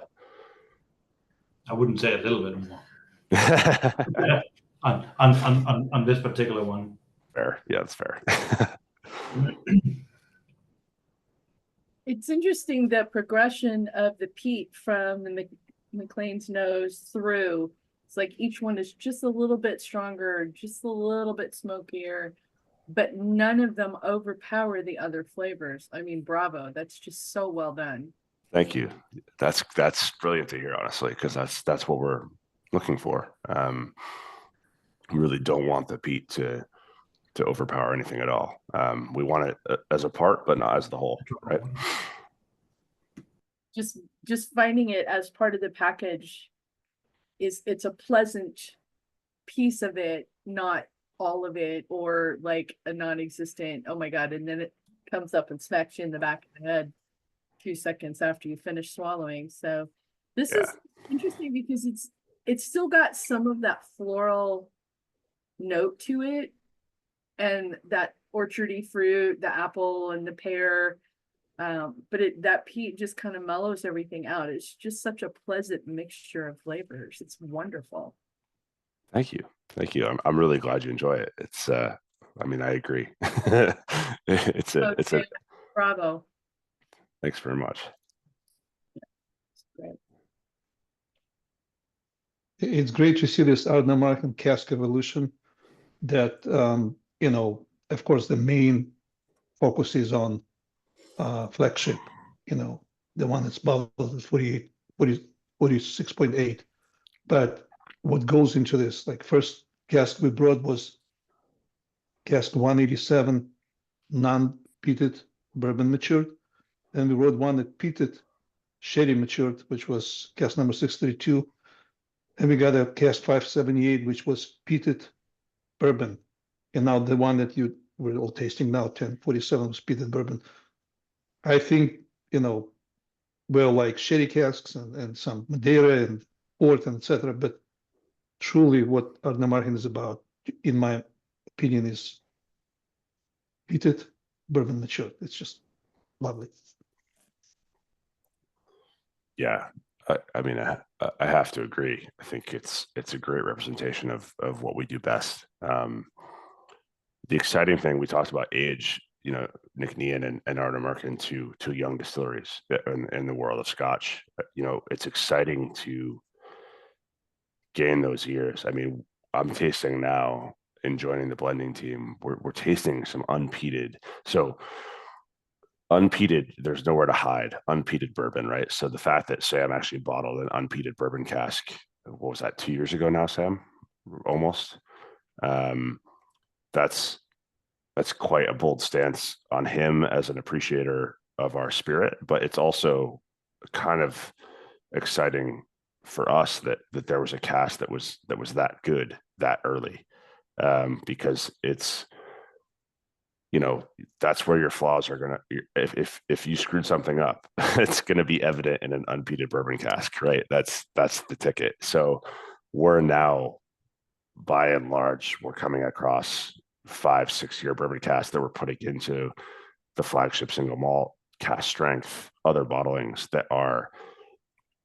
I hesitate to use the word exquisite because I'm biased, but like we're getting to an age where we're really excited about what this means. Where, yeah, Sam's spot on. Our peated bourbon whiskeys are really tasty. they're really, really tasty. But we're really excited about what's in store for having unpeated with no peated influence at all, and with less cask influence, with that light bourbon influence, being a little bit more of a part of what we are able to put to market, for you all to taste and enjoy. We like to do lots of fun things. So I mentioned we have a traditional profile, but we work with a Grand Cru champagne house. For those of you winos out there, we have I know champagne's only champagne once it's bottled and carbonated, but we make a really cool unpeated Chardonnay champagne bottling. We do Madeira. Actually, there's some Madeira influenced whiskey coming to Sam quite soon, for my visit in the fall. We work with Sauternes, we work with Tokai, we work with rum. So it's really exciting, and I think Annabelle would say the same. It's exciting as the spirit gets older and spends a little bit more time in wood, to have a sense of where we can go with it, right? And what we can experiment with. It's a really exciting turning point, being 10 and looking to what 12, 15, 20 might mean for us. So are you going to bring him some peated that's been finished in a Sauternes cask as well? For the US market? Yeah. That's in the cards. We could, yeah, that's absolutely a possibility. Right now, Hint, nudge, nudge. What's that? Sorry. Hint, hint, nudge, nudge. Yeah, I've had one of those again from another B certified company, and it's just fantastic. It's a fantastic combination that I can't grasp how good that is. A B Corp company. Yep. A Sauternes Bruichladdich one. The Ardnamurchan 12-2 was finished in a Sauternes cask. Yeah, that was a nice dram. I think I tried that actually. Yes, it was. And I've been looking for a bottle ever since. And the only one I've been able to find is $500, and I don't want to pay that for it. But yeah, we'll be doing some Sauternes whiskey in bottles in the near future. I can certainly commit to that. I don't actually know offhand how much of it is peated, so I'll be honest there. But we have casks, and I'm game to try whatever it is. Yeah, cool.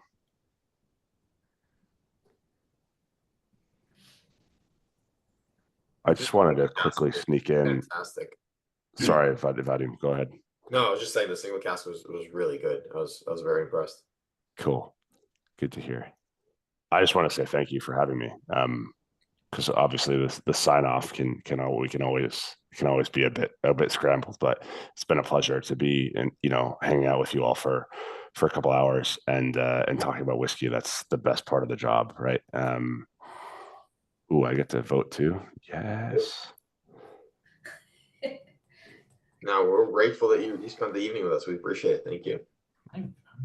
Well, always happy to do it. I've been curious about Ardnamurchan for a long time. I've heard many great things, and I was pleasantly surprised that it's so. The peat is so pleasant. Maybe my palate has finally been broken by you all. Oh, it's so cute. You're finally growing up, Vadim. Uh, the Stockholm syndrome is finally kicking in. Gotcha. Yeah. But I'm really enjoying it. So thank you. Right, someone I'm called very on Vadim's glad been to hear it. kidnapped. Right? Who is this impersonator? I'm growing up. I'm getting older and more mature. Has everybody voted? Oh, we got 2 holdouts again. All right, who is it?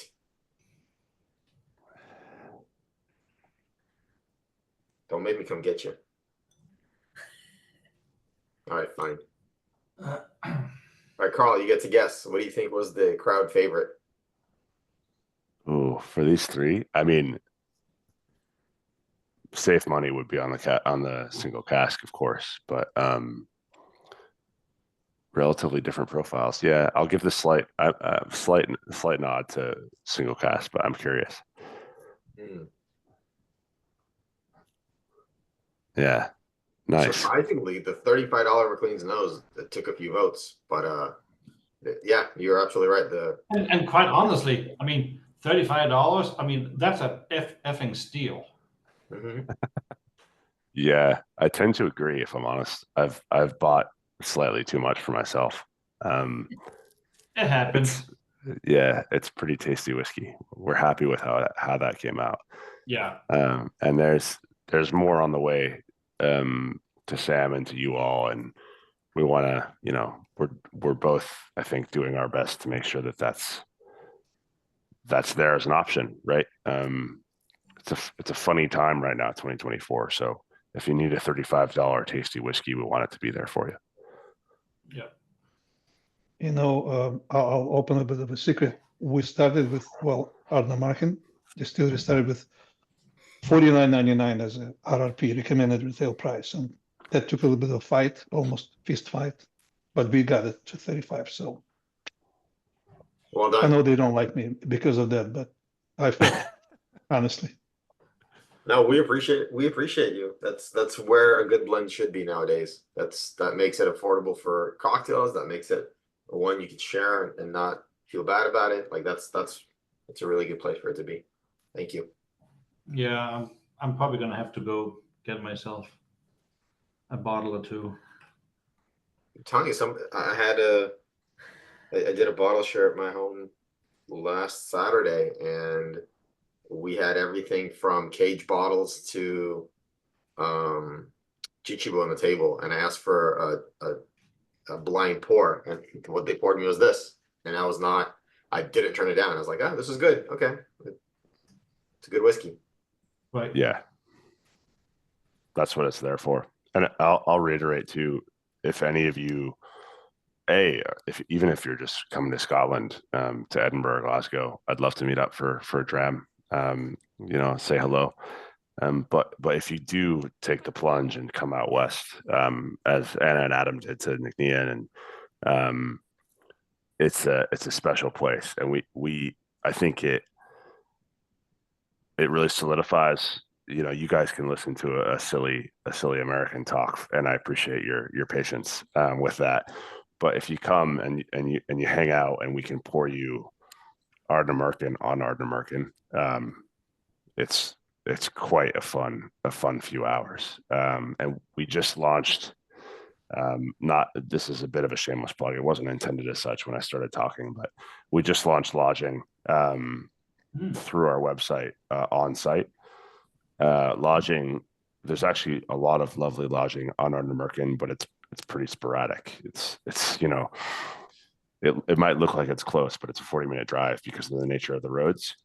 So we now have an accommodation on site if that's of interest. But similarly, come up, go to the beach, enjoy the birds, enjoy the ocean. It's a splendid place. So we'd love to see you, and please let me know if you ever are able to make it. Again, whether it's the cities or up to the peninsula properly. Where are you based? I might have missed it. Myself. Yeah. Glasgow. Glasgow. Oh. Yeah. So I would have picked that up from the lexicon for sure. Yeah, I have the classic Ouija accent.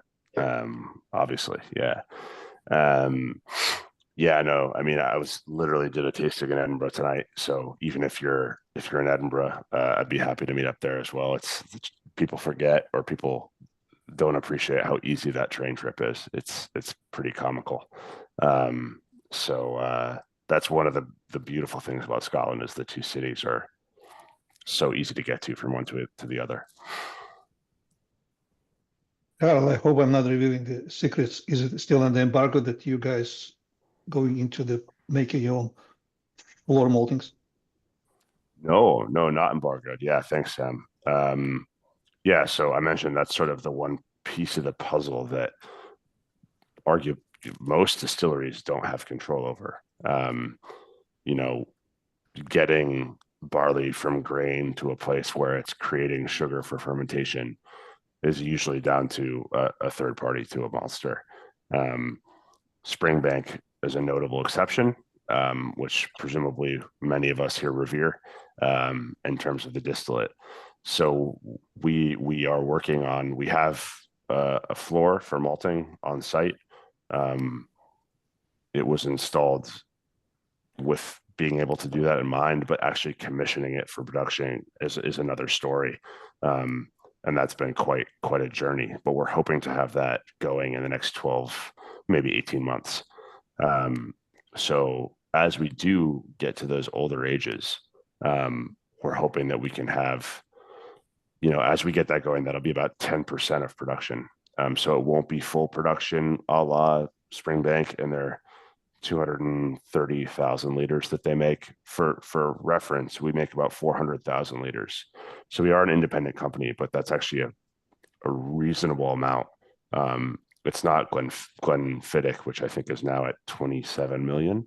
But we make a decent amount of whiskey, but hopefully 10% or so of that going forward will be floor malted, which means, barley from an Adelphi farm, transported to Ardnamurchan, malted at Ardnamurchan, distilled at Ardnamurchan, matured at Ardnamurchan, which would be a pretty exciting step. So yeah, that's an upcoming step for sure.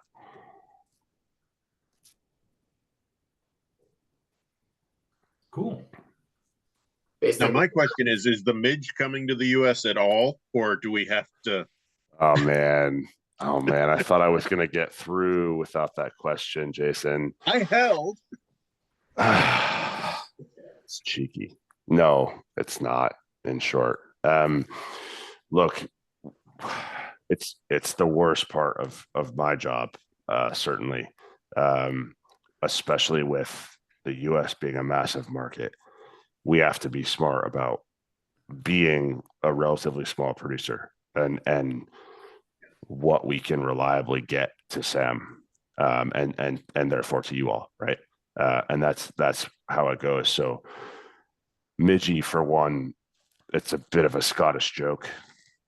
So you all understand Scotch more than most, but from a commercial perspective, putting a whiskey called the Midgie out in the US probably wouldn't touch on all that many consumers. And then more importantly, we have 6,200 bottles of it. And that, I mean, it's UK only. So you can imagine, right? Like, we're not even sending that to places that are close by. And we have huge amounts of tourists from the Netherlands and Germany that make the short flight and come drink a bunch of whiskey and know, they're very familiar with Midgies, and to their detriment, unfortunately for them. That was a tough decision, honestly. I'd love to have Midgie available for you. I really would. But we also have to give a nod to our domestic market. And I think that was the approach. So yeah, in the future, hopefully we can do those sorts of releases, have a little bit more. And if there's some of you that like the joke and like the fact that we're a little bit silly, for those that don't know, we just released a whiskey that's, named after an infuriating insect, because we like to be dumb. So that's what that is, and it's genuinely delicious. I'm gonna bring Sam a little bit to make sure he can at least taste it. But yeah, it is a UK only release in this iteration. That's just an opportunity for more juice boxes. That's right. Create your own.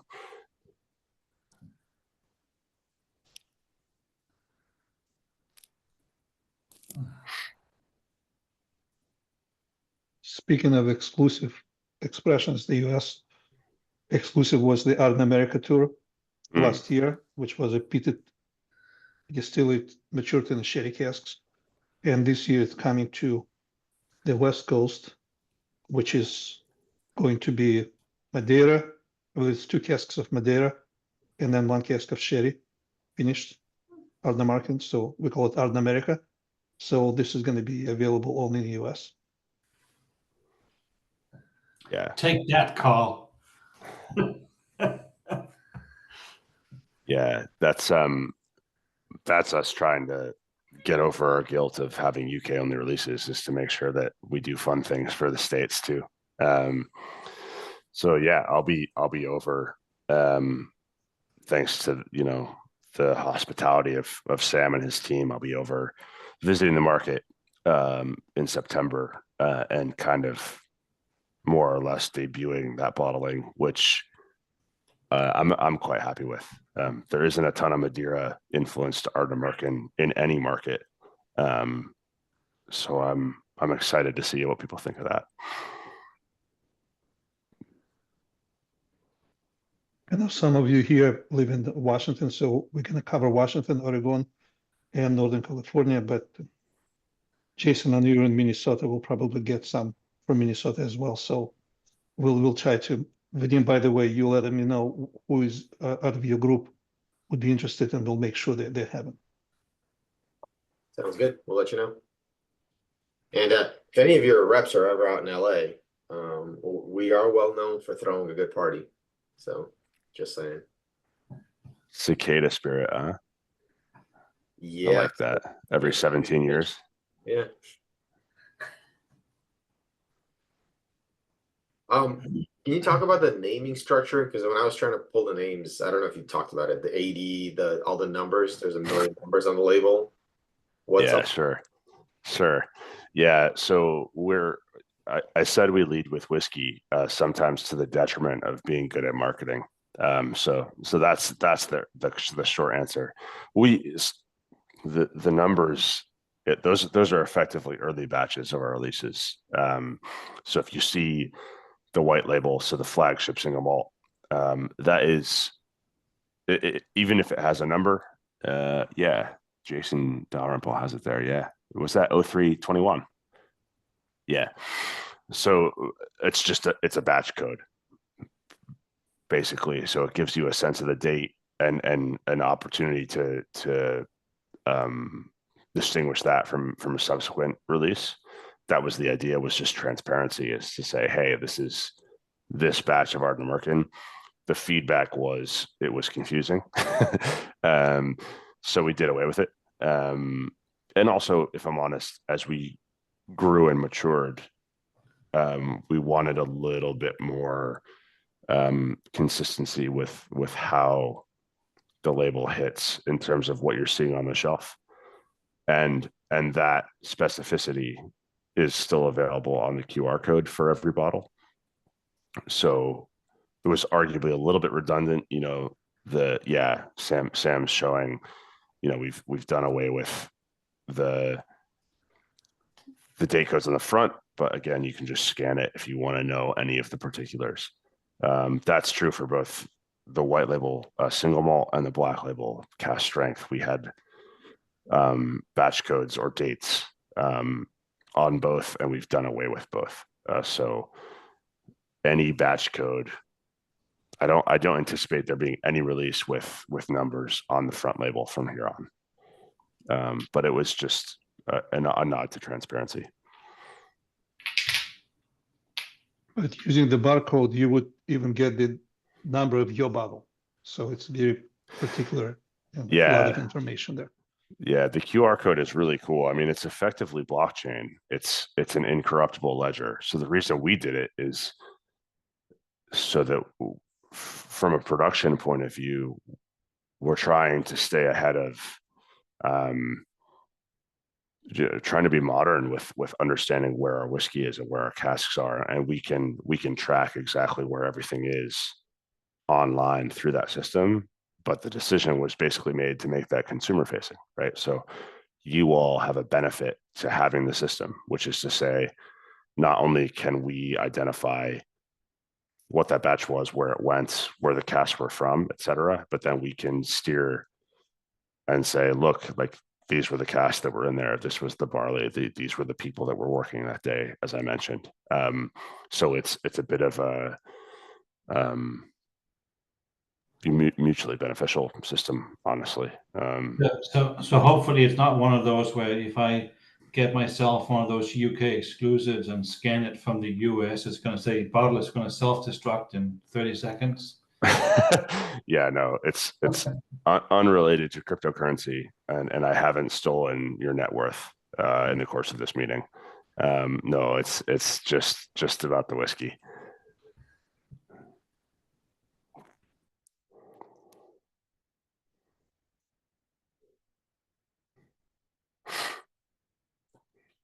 We have a tendency to ask if you have anything really exotic, exciting coming up that you're super excited about.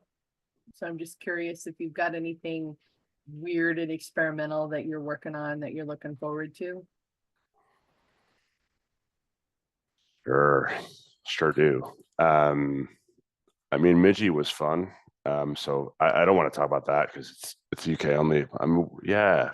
We talked about Sauterne. There will be Sauterne whiskey coming out quite soon. In a fun sort of anecdotal way, I mentioned Tokaj, Hungarian Tokaj, because there's also Slovakian Tokaj, I think technically. But we received 18 ex Tokaj casks a couple of months ago, which it's always fun, right? Because we, other than getting to meet people who like to drink whiskey like you all, the another fun part is getting into the warehouse and seeing how things are progressing, right? And that's part of the job, which is hilarious and amazing.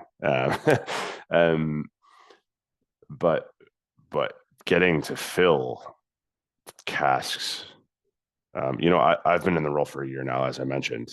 It's cool to be. I was at the warehouse when those Tokaj casks came in, and I wasn't on site when they were filled with spirit. But getting to track something from start to finish is a really exciting part. And Tokaj is weird. I mean, it's delicious stuff, but it has some pretty wild notes from the cask, and it's fun to have that flexibility, right? To say, hey, we're just going to fill 20 casks with valuable spirit and see what happens, right? That's an amazing thing. So that's one thing. What else is weird on the docket? Yeah, we're about to do the newest batch of the Paul Lanois release, which I mentioned is the unpeated Champagne Barrique Ardnamurchan. We do it once a year. It's about 3,000 bottles, so it's half of Midgie. So part of why we can't get that out to a market as large as the US is they would be able to easily take the whole allocation. I mean, it's just a tiny release for us. We just don't get enough barrels. But that's always fun. That's a revered bottling. Excuse me. And in the summer in Scotland, I mean, the fun bits are festivals. So it's busy here in the summer, right? It's beautiful. People are here to hang out and enjoy the long nights and have a dram or two. So we do a lot of getting out into the community. So we do festivals all over the West Coast, actually.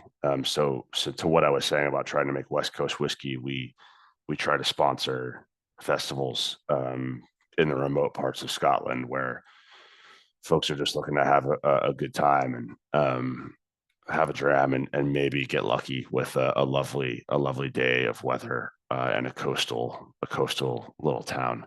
So Arisaig is we're going to be sponsoring the Arisaig Highland Games, which is in July. And I went last year, and it's just an outrageously beautiful place. And there's guys throwing logs, and people eating and drinking, and it's what Scotland's all about. So we try to stay rooted in that kind of thing when we're able, right? We need to be ambitious and get whiskey to you all, thousands of miles away, and other markets too. But it's really important that we support Ardnamurchan, Morvern, Mull, Arisaig, these little parts of Scotland that align with how we make whiskey. So that's an exciting thing upcoming as well.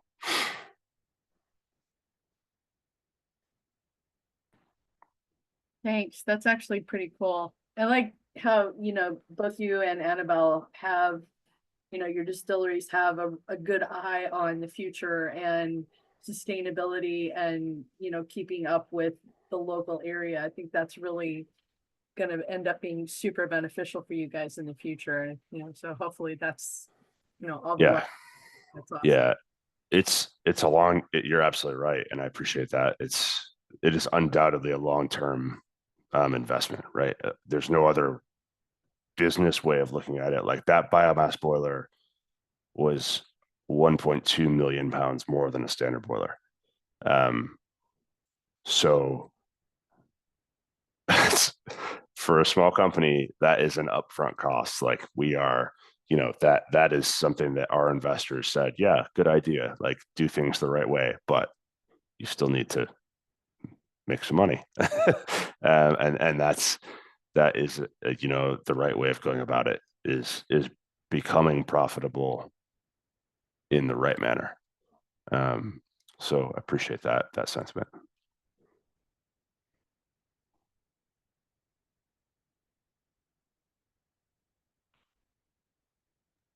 Awesome. Well, Carl, thank you so much for spending the night with us. You're also in Scotland, so it's middle of the night for you as well. Yeah. Appreciate it. Thank you for staying up or waking up for us. Hopefully you can still get a little bit of rest. But thanks for telling us all about Ardnamurchan. We look forward to seeing what you guys have coming out. Yeah, you feel free to call in sick tomorrow. I think Sam will vouch for you. Yeah, I might lean on Sam for that actually. Yeah, I'm gonna go get a couple hours, but the sun is rising. There's blue sky, which is rare, so I'll take it. Nice. I Yeah, thought thanks so it much. was time for you to have your first Guinness. That's that's right. It's beer o'clock somewhere. Thank you, Carl. Thanks, Carl. Thank you. Hopefully we can catch you in person next time you're out in the US. So yeah, thank you so much, all. Thanks for taking the time. It was lovely to be here with you all. yeah, thank you. Have a good night. Cheers. Cheers, you too.